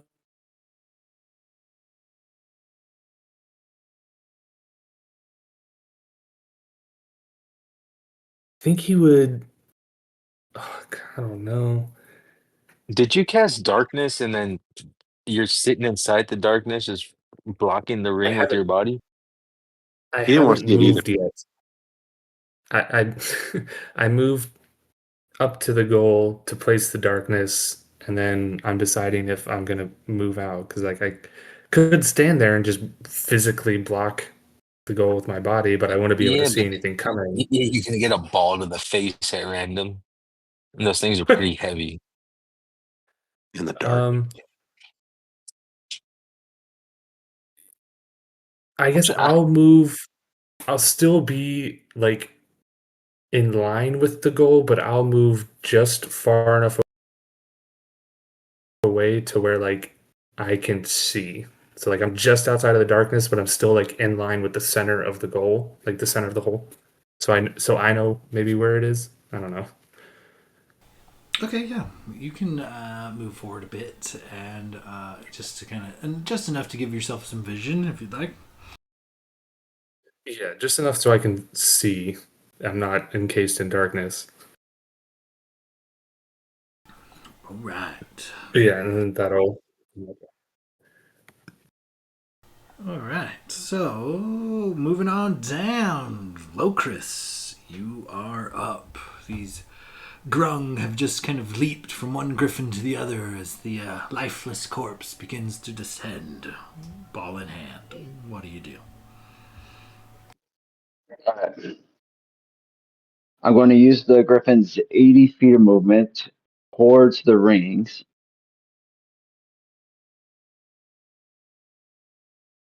Which rings? Theirs. I want to go towards their captain. Okay, perfect. Yeah, you can use your action to get the griffin to move. Let's see here. Go ahead and give me an animal handling check. This one is a much lower DC now that you've passed the initial. So is it always an action to move? So no matter what, we lose that action? Unless you have a different way of, maybe charming or communicating with the animal, it's going to take an action to command it to do whatever, attack, move, etc. All right. 13. 'Tis enough. The griffin obeys your commands and makes a beeline for the opposing goal, which brings you from center field all the way right up to this other goalpost, and you stand looking at 5 separate griffins and golden grung kind of hovering around, watching you arrive. Now, this is kind of springing it on you, but I've been Googling, and from what I'm seeing, if I'm correct in that this is mirror image, it does not work against save spells, meaning it only works against attack rolls, and since the meteors are a dex save, they would target the primary creature no matter what. There's nothing official in any source. This is just the most common consensus with Jeremy Crawford saying like magic missile is not stopped by mirror image. What and that's an interesting way to put it. Yeah, I'll say Because I have the meteors, which I will launch 2, and I was originally thinking, okay, how do I target specific outside ones? Just start like picking them off so they disappear. But as I was looking, it said no, it's a save, so therefore it's not bound by mirror image, and so it just attacks the caster head on.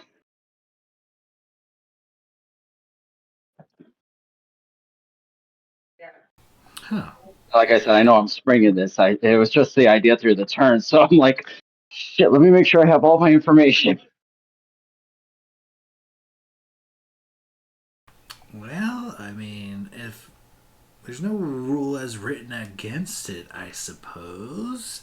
And I could see a world where maybe a part of the magic is you envisioning your target and just like throwing your hand up, maybe even eyes closed, and therefore your magic would potentially ignore like the illusory effects of said spell. I could So yes, I would I like could see a to. world where that would work. I would like to launch 2 meteors, keeping track of which of the images it targets. And it is a dex saving throw. Okay, coming in hot. 2 meteors. Go ahead and give me a percentage die roll. We'll leave that to Every because too easy of a temptation. 1 to 33 is what you're looking for. Anything above 33 kind of fucks you. Oh, hey, Yes, there you Every go. giving me low rolls works for once. Hey, she does like you after all. Both meteors managed to strike true. That was actually D10, but the Grung failed for sure. And so did the Griffin. Both of them failed. So they each take 10 points of damage. Fire damage, specifically. I will say, with you able to pinpoint what creature is going where, let me roll. No, garbage. Shitty concentration check anyway.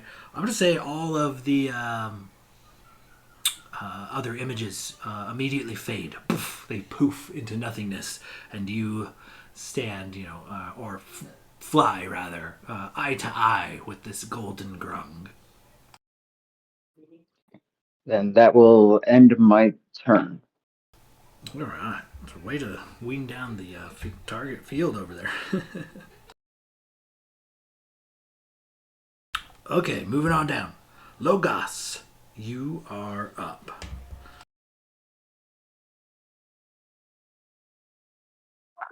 I missed the toe end. Did the meteor hit the leader or no? It did, and even got his griffin a bit, I do believe. Okay, so Logis would have clocked that. So we know which one of the mirror image is the real one now, right? Correct. With the attack, all of the other mirror images have seemed to fade away. It is now just on the opposite side of the battlefield, at the opposite goal. There's Locris and their captain. Then, kind of in the middle of the battlefield, you've got Blade and Renwick and two just rogue griffins just kind of flying around. They're not being given commands, so they're not really doing a whole lot. But two of the grungs have attached themselves to one of those griffins, so just kind of a matter of time. Aside from that, behind you, back at your goal, Gladir is setting up a bit of darkness as this griffin comes incoming with two grung and one of these steel balls. Logis is gonna. Glacier, what the hell are you doing? You know they can still see. I mean, they know where the goal's at. It's massive. What's the point of the dark?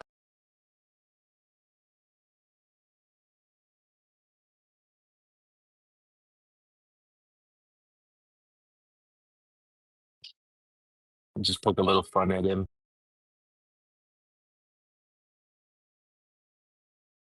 But we have a griffin coming towards us with two grung on them. So there's two grung mounted on a griffin in the middle of the battlefield. And then at your goal, there's also two grung mounted on a griffin with one of the steel balls. You are about halfway in between both of those situations.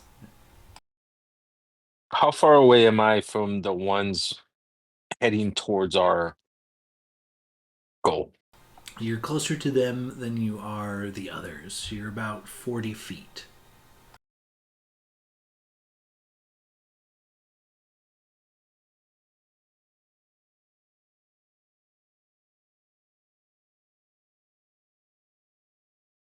Okay, I'm going to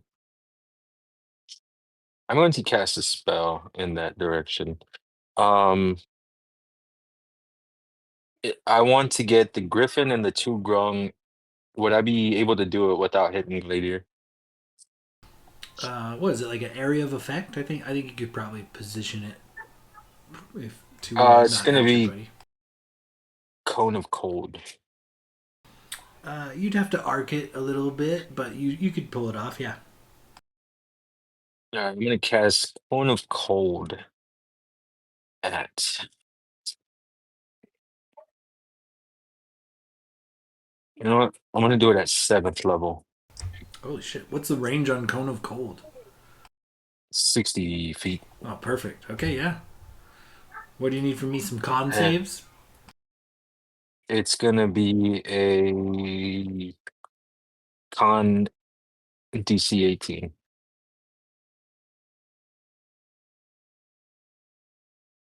All right. I'm gonna say, as you go to cast this spell, the grung on the back of this griffin counterspells you, or attempts to anyway. That is another dirty 20. Sorry, buddy. The grung causes your magic to fizzle in your hand. Your spell does not complete. God, is this how Dakota feels?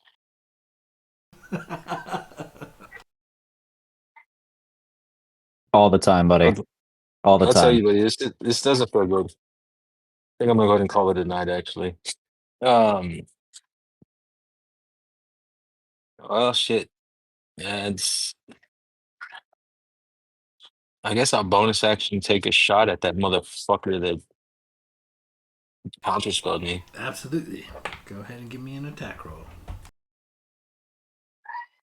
Little bitch ass crone. Uh, 19 to hit. Oh, 19 hits for sure. 19 points of radiant damage. Damn, very nice. And then I'll flick him off. Fuck, man. What's up with level spell, dude? That sucks. That's very rough. I was just because I can't move the griffin. Yeah, that'll be my turn. Okay, end of the round. I'm gonna say Renwick is the one that made the kill. The griffin and the ball in air sail straight to the ground. The griffin and the ball hit the ground with a loud thud. The ball disappears, but the griffin does not. Now, only one ball in play, and the top of the round. Moving on up, we're going to Renwick. Now, the one remaining ball in play, remind me where that stands right now.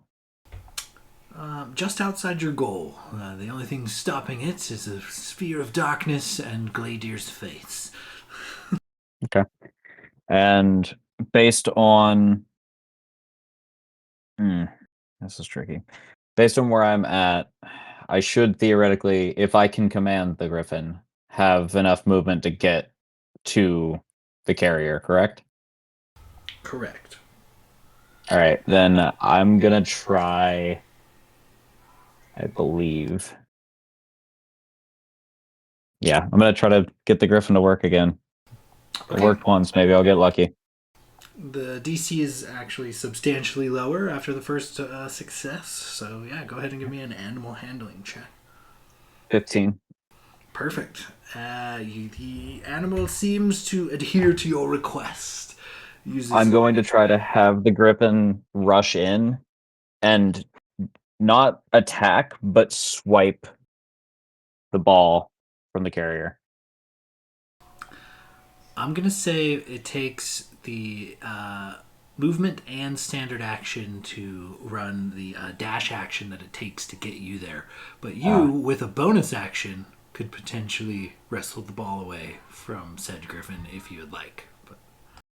But I did watch Locris be unable to carry one, right?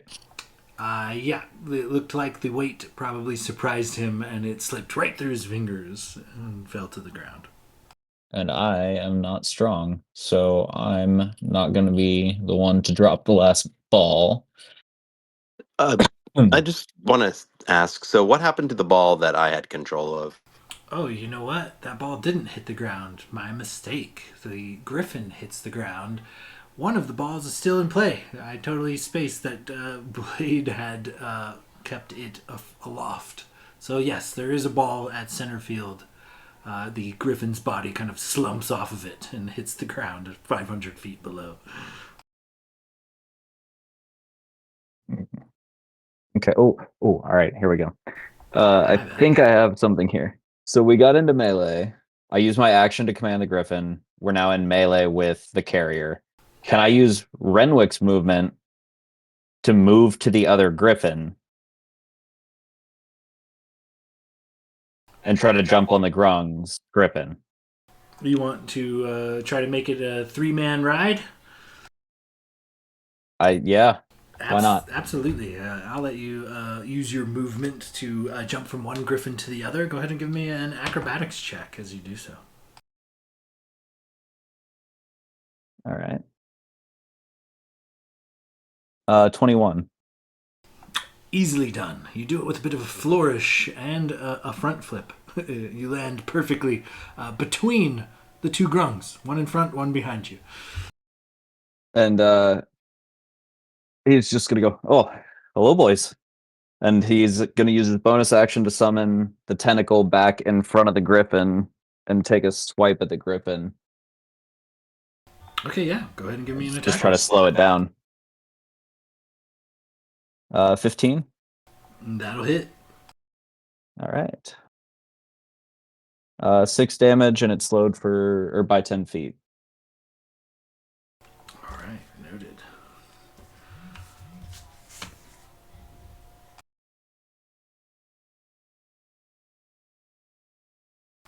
Okay, anything else? I think that's all of that it, right? is my full economy. Perfect. All right, moving on down.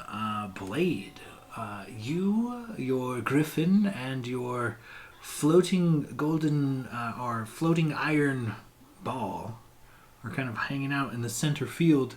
There's a couple of griffins around you. One's just kind of wild, it's just kind of roaming about.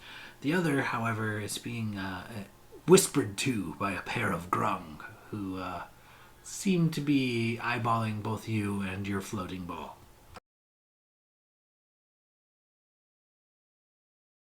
Okay. And the griffin that I'm on is currently restrained and like falling.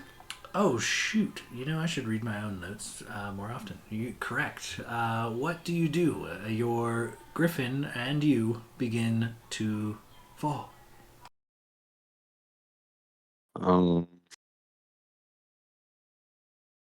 Fuck man, I shouldn't have said anything.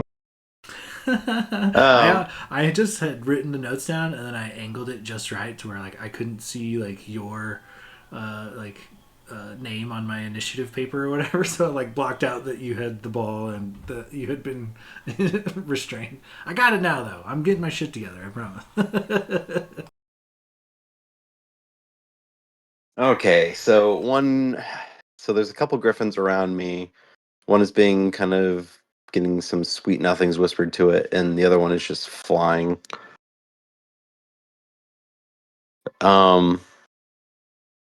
I guess how far away is the one that's not being whispered to? I'm gonna say we'll call it 15 feet. Oh shit. I guess done deal. I guess I'm gonna bonus action just kind of bid adieu to my current griffin and misty step over to the other griffin. Oh, perfect. Yeah, with a poof of mist from one spot to the other, easily done. And then I'm going to use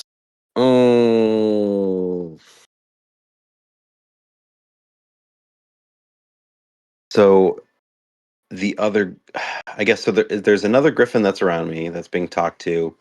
Is there anything else? Like any other enemies around me, or is the other enemies kind of near our goal? Other than their goal. So, with your former griffin and the one Renwick has slain, there is one griffin at center field with a couple of grung on it. There is a griffin at their goal, which seems to be looks to be like they're engaging Locris, and then at your goal, Renwick, Gladier, and a griffin carrying two grung. Okay. So, center field, there's a griffin with two grung. Your goal, there's a griffin with two grung. And then the head grung is guarding their goal.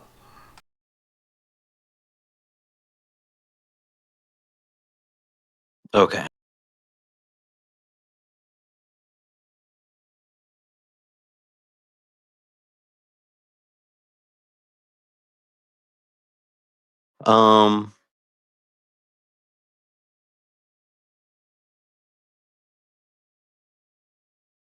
Fuck it. I'm just gonna try it. I'm gonna just cast for my action. I'm gonna look at their griffin. So if there's two that are grung that are be like, time to go to the first floor. And I'm going to cast Power Word Stun on their griffin. Excellent. Okay, what do you need from me? So Power Word Stun. You overwhelm the mind of one creature you see within range, which is 60 feet. If the target has 150 hit points or fewer, it has a stun condition. So there's no save if it's under 150. Oh, it is. It's stuns. How does your stun spell manifest? Tell me how that comes into manifestation in your mind.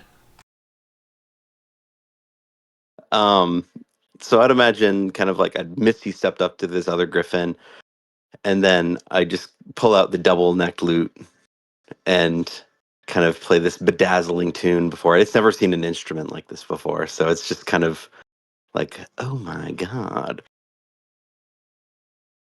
And yeah, just stunned by my performance, I guess. Excellent. See, the griffin gets a glazy-eyed stare, and looks off as it slowly begins beating its wings and drifting downward.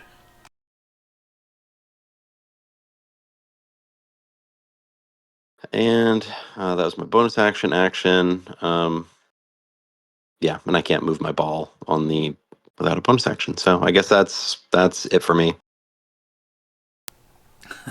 Excellent. Okay, moving on down, back to the grung. The grung going face to face with Locrus, the lead grung. He pulls out a couple of these sacks and he pitches them at you, Locrus. I don't imagine a 15 hits Locrus. No, it does not. But a 19 will hit your griffin. Go ahead and give me a d20 plus 2 to avoid your griffin being restrained by this sack of vines. These vines explode from the sack and begin spiraling around your beast, trying to restrain him. Okay, what was that? So it's a dex save for your griffin. It'll be a d20 plus Yep. 2 to avoid this.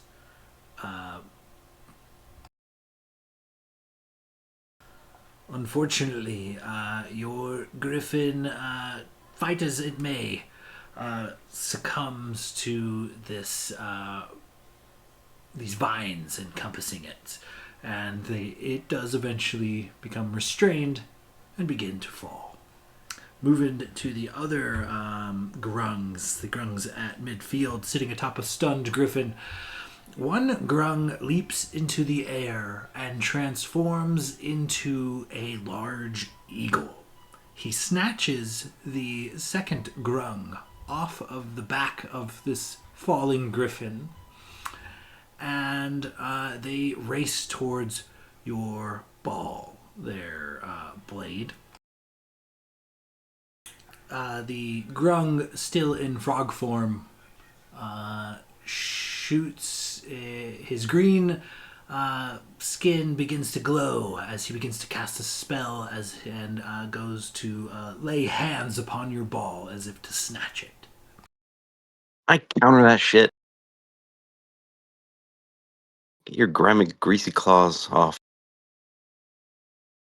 Let me double check this. Yep, counter spell will do it. The spell sizzles as he harmlessly places a hand on your floating ball.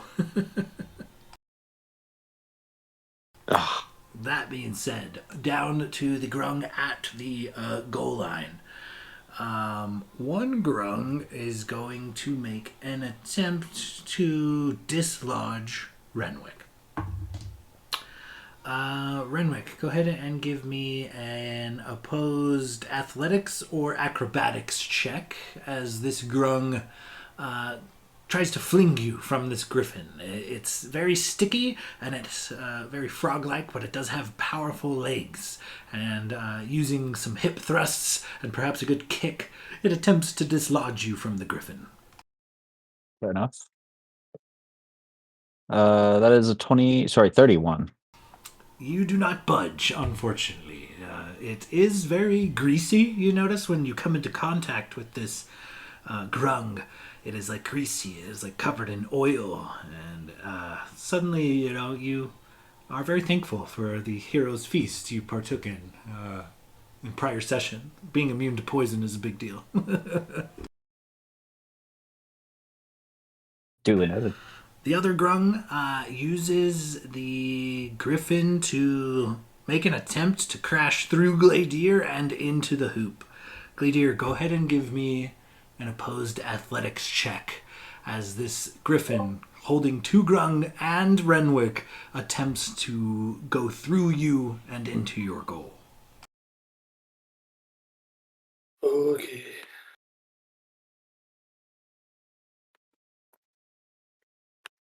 That is a 25. A 25. Oh my goodness. Critical fail. Lucky dog. Oh my god. The griffin, try as it might, kind of pushes you back into your own sphere of darkness, and you have to angle yourself and adjust your weight, but you are able to hurl this griffin back a few feet and regain your position in front of the goal as its attempt to just burst by you has failed.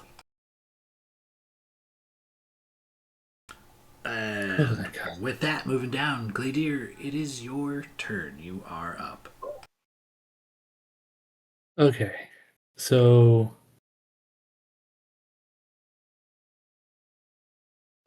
we're kind of like our griffins are like right next to each other, like in each other's faces, and there's two grung and Renwick on the other Correct. griffin. Okay, and the other griffin is still holding the ball.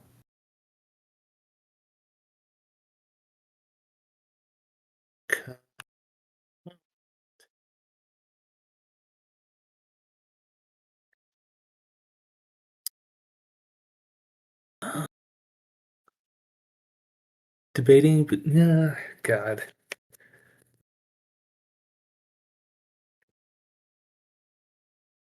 Okay.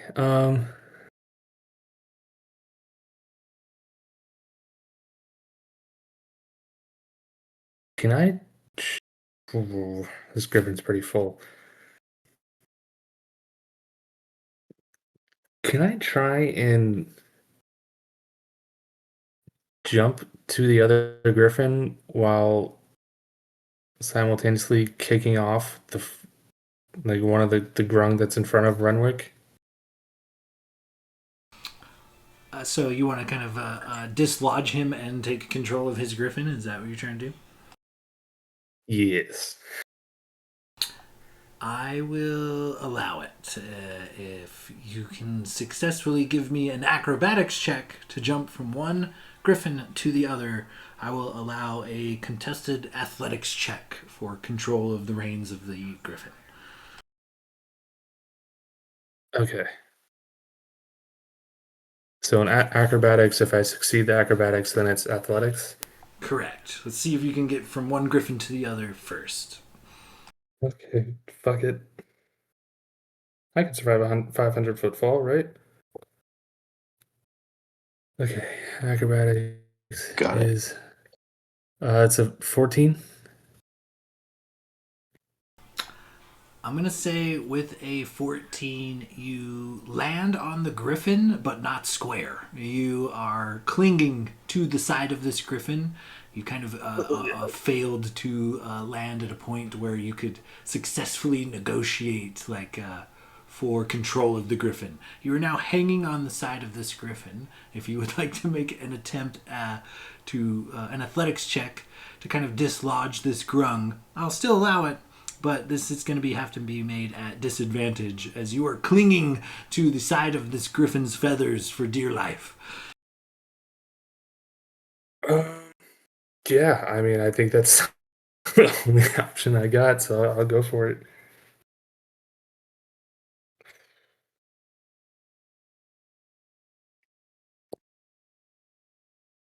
It's a dirty 20.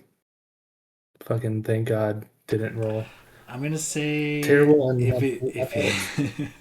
I rolled against you, but I rolled well. But I'm gonna say if it meets, it beats. You know, it's both both of them are dirty 20s. So, with a very laborious effort, you grab this grung, and the first attempt to throw him off, you just grab onto a leg and go to hurl him, but he is so greasy, so slimy. You just, whip a bunch of mucus off of one of his legs on your first attempt. Your second attempt, you grab firm and give a solid yank, and you dislodge this grung from the griffin.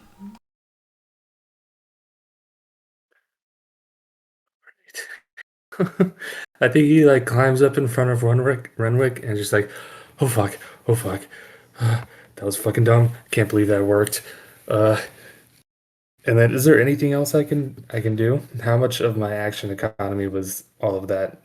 I'm gonna say that was probably the same as 2 attacks, so that's probably your standard action. He's like mildly having a panic attack. Um,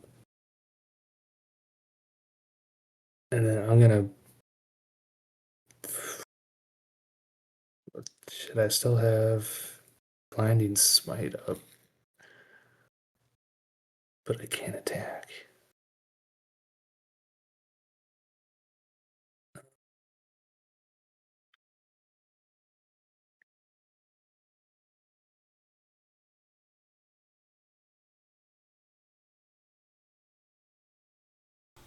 You know what? I'll say that the acrobatics could actually technically have been your movement, so you would have made an attack to dislodge the grung, which was successful. So if you have 2 or 3 attacks, you would still have a bit of that standard action left. Ooh, okay. Yes, I do have the extra attack. Um, yeah, so I will kind of just, after getting myself up into the seat or saddle of the Griffin, I guess I'll just kind of try and like back over my shoulder, just try and stab at the second grung that's still tangling with Renwick. Okay, yeah. Go ahead and give me an attack roll.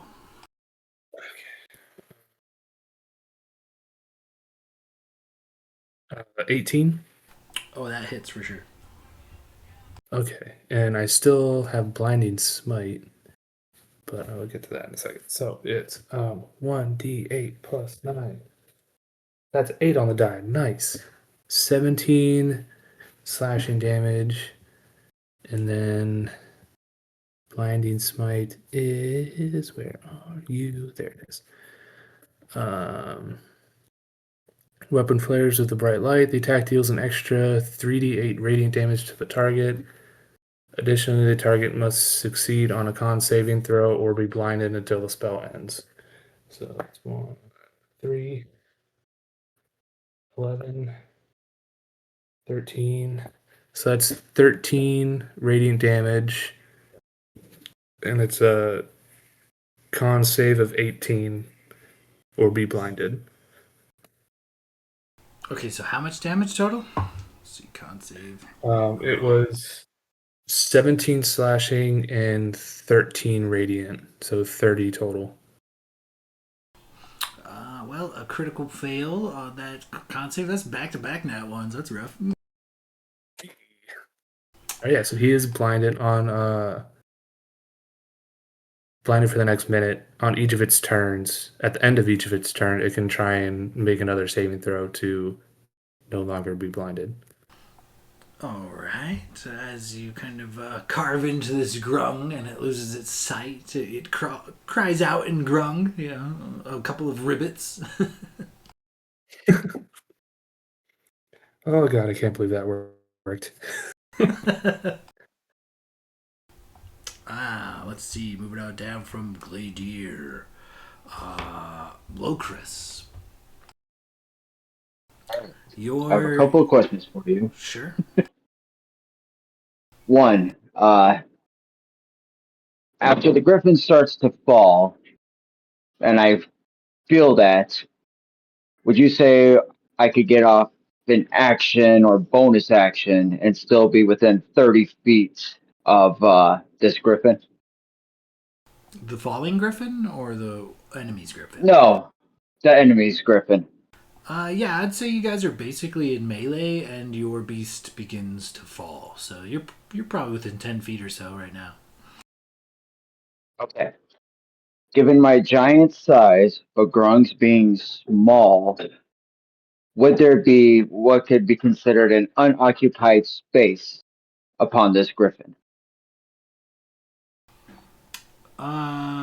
Arguable, but yeah, I think you could probably manage it. Yeah, you might have to give him a nudge, but I think you could pull it off. Then, using my bonus action, I am going to cast Misty Step to place me right on the back of this griffin behind the grung. I am then going to take two attack swings at this grung. Okay, perfect. Yeah, you jump from one griffin to the other and then begin pummeling this tiny creature. Uh, the lower one is going to be a 22 to hit. Both will hit. All right. I'm trying to find a. No, this was on here. I am also making sure this doesn't take a. Okay, once per turn with pact. Okay, it doesn't say it's a bonus action.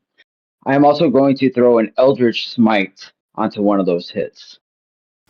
Very nice. So, let's see. First one is going to be a 1d8 plus 7. So 7 plus 7, 14. Plus being a giant is 1d6. Another 5. So 19 points of damage on the first hit. Very nice. The second one is going to be, let's see, another 7. Then it's plus 7, so 14. Then for this Elder Smite, it is 6d8. So it's going to be all 5 of these. 4, 10, 12, 20, 24 points of force damage, uh, plus 14 points of piercing damage. And I can knock it prone, so I'd like to knock it off this griffin. All right, excellent. Yeah. How much was that last bit of damage again? 24 of force damage plus 14 points of piercing damage. Very nice. As you pummel this beast, putting in an Eldritch Smite. What does an Eldritch Smite look like coming from Locris? I'd say because it's coming from there, it's just a bright black, sort of that anime style of the bluish white trim on the outside and just black as it engulfs the person being smashed. And you just get that resonating from the hit. Nicely done. As you land some keen blows on this champion of theirs, He looks rough. He is quite small and squishy. And that will end my turn. All right, moving on down from Locris. We are back to Logos. You are up.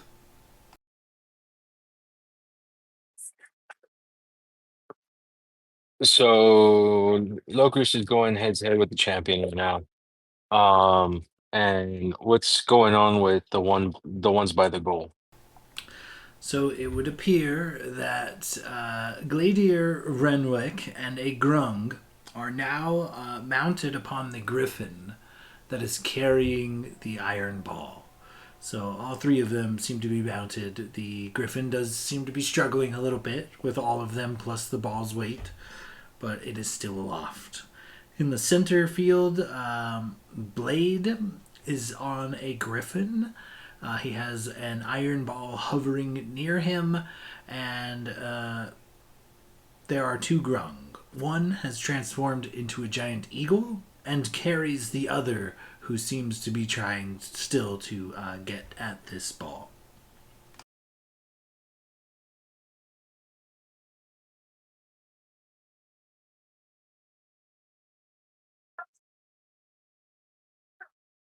Hmm.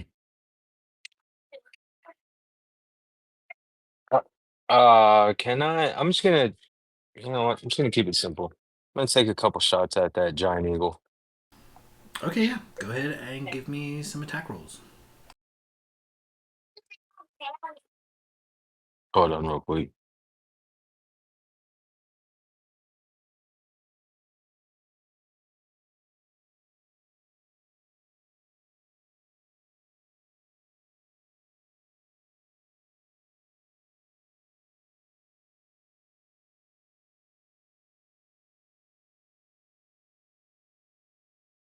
Sorry about that.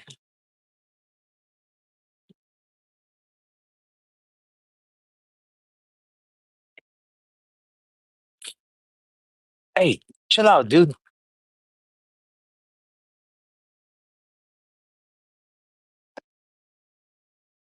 First one to hit is a 23.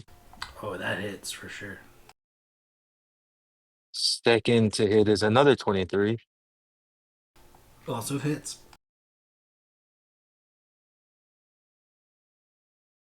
I'm gonna roll that bonus action damage, just see if that hits too. Okay, yeah, for sure. It's a 26. Also lands. The D&D Beyond is rolling fucking rocks for me. First one is 11 points of damage. Second is another 11 points. So 22 from my two main attacks, and the bonus action attack is 19 points of damage. So 22 plus 19 is 41. So with you landing these arrows true, the once great form of the eagle is returns to a grung, and he looks a bit of panic as he and his ally he was once carrying begin to fall.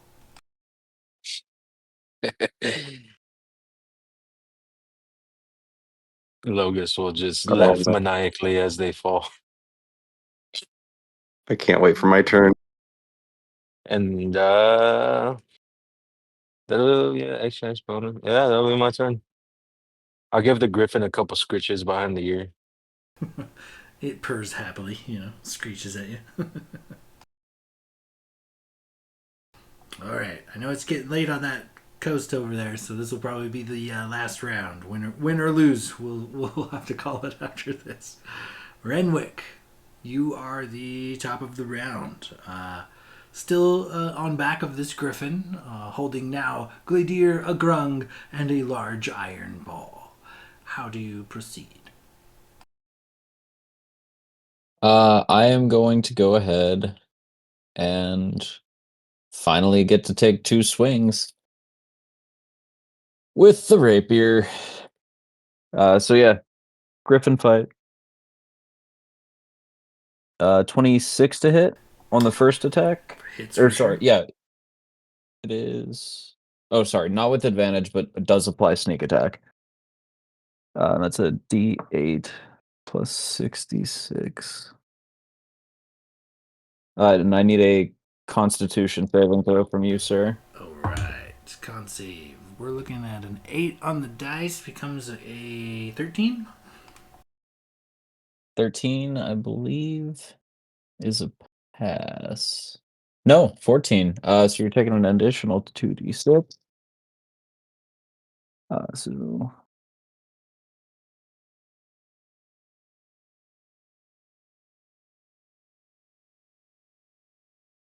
Do you get advantage attacking a target that's blinded?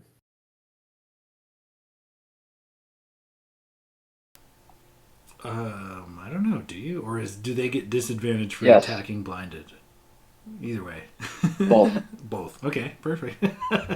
all right, so that comes out to 29 damage. And just for shits and giggles. Yeah, it didn't crit, but still that hit. With 29 damage, Renwick, go ahead and tell me how you finish this grung. So this thing just tried to push him off, and he, I imagine, like dodges it just enough where it glances at his clothes and he sees that like kind of slick poison, and as it pulls back, he kind of like lurches forward and the rapier extends out of his hand and just pierces it straight through the chest.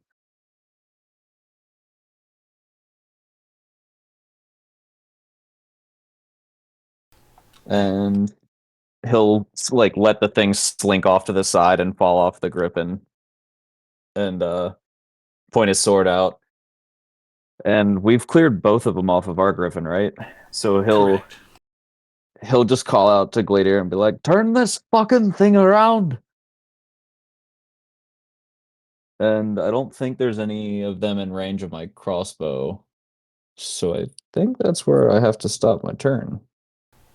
All right. As yet another grung falls 500 feet from this griffin to the hard ground below. We are going to move to Blade. Blade, you watch as a couple of keen arrows transform this golden eagle back into a grung, and he and what the passenger he was carrying begin to fall.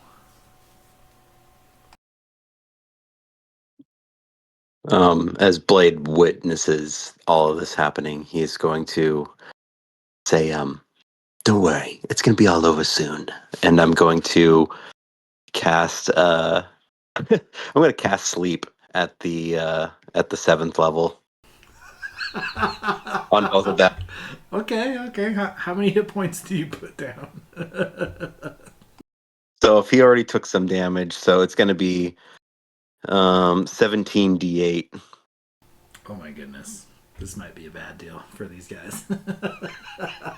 Peaceful way to go, huh?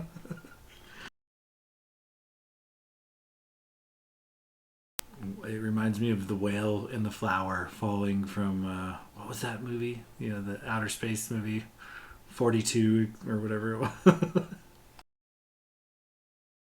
Hitchhiker's Guide to the Galaxy. Yeah, that one. You know what I was talking about. That's pretty good. It was pretty good. So 86 divided by 2. You covered them by about 10. Both of them fall unconscious as they begin to sail towards the earth. And then I'm going to, I guess, use my bonus action as I'm kind of watching them plummet to move the animated ball towards the goal, 30 feet. Okay. Their goal. I figured. Nah. Blade scores on the wrong touchdown It's side. kind of a You guys lose.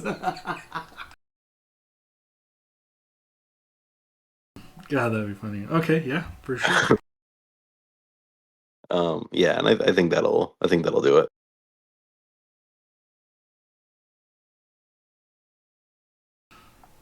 All right, coming from Blade to the Grung. The only Grung remaining is the champion, and he's being pummeled by Locris. So I am going to roll a dice here.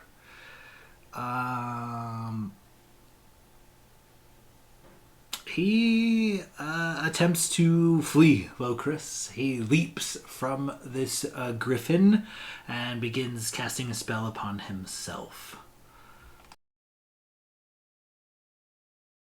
I believe him exiting your immediate attack vicinity would give you an Yes. opportunity attack. Absolutely. And I have no spell slots for a counterspell. That would have been epic. I was waiting Am I? for it. I'm probably too far away. You are a bit too far for the range on counterspell, unfortunately. 26. 26 hits.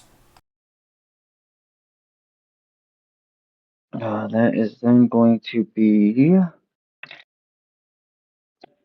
10 points of piercing damage. 10 points is enough. Locris, tell me how you take down this master frog. So I'm going to assume he was casting a fly on himself, correct? Correct. All right. So as he hits his chest and wings start to protrude from his back, Locris comes down with the Morning Star and catches the wing still freshly being sprouted and rips him out of his back. So you watch as the spell fails, and the grung just pancakes into the ground.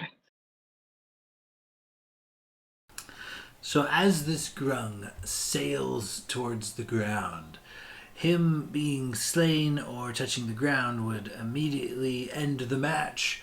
And with no one left to block you lot, Gladier atop of this griffin, along with Blade's mastery of the magic, the official score as this final grung hits the ground, ending the match. His Sands of Justice 2 and Grung 0. You guys hear crowds below you erupt in applause. These little silver orbs that have been zipping around this whole match, kind of watching you or projecting your images down below for the many crowds. You hear Albus crying out, "I fucking told you guys they were gonna win! I told you! Buy my merch!" And the crowds go wild, and as you guys descend on your griffins, I think this will be where we put a bookmark in our tale for the time being, fellas. Incredible. Later Uh, and that's- Let's go ahead Hang when out. we reconvene. I know it'll be a few weeks because of Anthony's work schedule and whatnot before we can all get back together. But let's next session. Let's make sure we are all leveled up. We're going for level 17. Boy. Holy Nice. shit. You know what? I forgive you for countering that 7th level spell. You're not too bad. Hey, You're thanks. alright, guy. That was the only reason I gave it to you. Does anybody see why they will not be at Miramar next week? Yeah, I work. I believe I should be here. I'll be here for sure. Yeah, All I right. should be there. Yeah, I Just should be wanted. here. I know sometimes we forget until like Sunday that something's going on, so just Yeah. want Yeah, I should be here. Oh man, you have no idea how clutch that heroes feast was. That was going to be part of my plan, was to have you guys like come in contact with them, because each color of grung has like a weird ass poison. And it's weird stuff too. It's like you get disadvantage on anything that you're doing unless you're like drinking water, and then one of them's like you feel like an overwhelming need to do this or that. Like it was it was a wild spectrum of weird shit that you get poisoned into doing. So you have no idea. That was such a clutch spell. Way to prep. Way to prep. You're Crazy. welcome. It was already hard enough.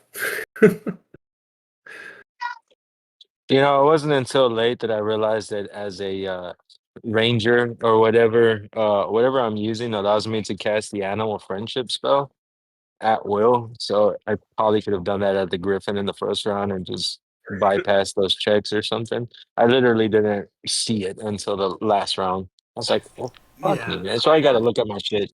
I figured if with the right spell combination, you could have probably convinced the Griffins to do your bidding, and then nobody would have had to actually make the handle animal check. But I didn't know like what spells you stocked or what spells you even had, so I figured your druid ranger background will probably come in handy in this particular match. Though I didn't know everybody at the party aside from Logos has terrible handle animal checks, so the rest of the campaign is nothing but that. Don't worry about it. Not it. A +1. Unless Plus it's a flying 0. dog. I have a +10. Man, some of these poisons are like the creature must make a loud noise at the start and the end of its turn. The creature is charmed by the grung and can speak grung. The poison creature can't move except to climb or make standing jumps. If the creature is flying, it can't take any actions or reactions unless it lands. The poisoned creature is frightened of its allies. The poisoned creature feels a desperate need to soak itself in liquid or mud. It can't take actions or move except to do so. A poisoned creature must use its action to eat food if it's within reach. Like just a wild bunch of different poisons that you guys lucked out on, man. I was gonna put it down on you. Well, Yeah, I know it's gonna bite me in the ass later, but that's why what you do is you take those and you coat them as weapon poison. Why'd you just say that? Yeah. But wouldn't you still Because be immune to the poison? I think the effects of Hero's Feast make you immune to poison for the duration. I don't think Yeah, you if take, yes, and even on the attacks, you have resistance to the poison. but you put it on some random bandits who jump out from an alley. And just fucking soak us with the shit, just hug us and shit. We're gonna get molested in the back alley by a bunch of poison covered bandits. You sick bastard. Probably Terry. I figure it's like Still greased up deaf guy but poison. Still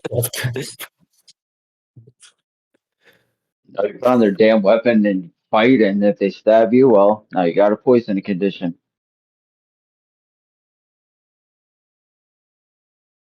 I enjoy chaos. I could I tell. still think the hero's feast would negate that. Well, I guess it'd be DM discretion. without Heroes Feast, like just a random encounter. We don't have Heroes Oh, Feast. well, too bad I do Yeah. it every single night. Okay, I bought enough gem encrusted chalices for like the next 10 nights, so we'll be all right for at least the 10 Yeah, nights. you did spend several thousand gold on the spell components for that. So, all right, fellas, I'm gonna get out of here. I still got some stuff to do, but keep in touch, guys. Let's do this crazy thing again soon. That was a good time. Well played, by the way. I thought I was actually gonna fucking win. I had a contingency plan if you guys lost, and I thought I was gonna put it on you. It was looking scarce there for a minute, so well played, you sons of bitches. Sounds good, fellas. See y'all in well, when I'm on back on days, is that the week of Thanksgiving? Maybe I forget. I think we let me called see. the week Timeline of wise, I Thanksgiving think so. No, No, I'll be back on days in December. yeah, Oh, sounds good then. When next time on days, we'll do this shit again then. All right, sounds good, fellas. See you in a bit. Take care. have a good night. See y'all y'all. later, guys. Good night. Like,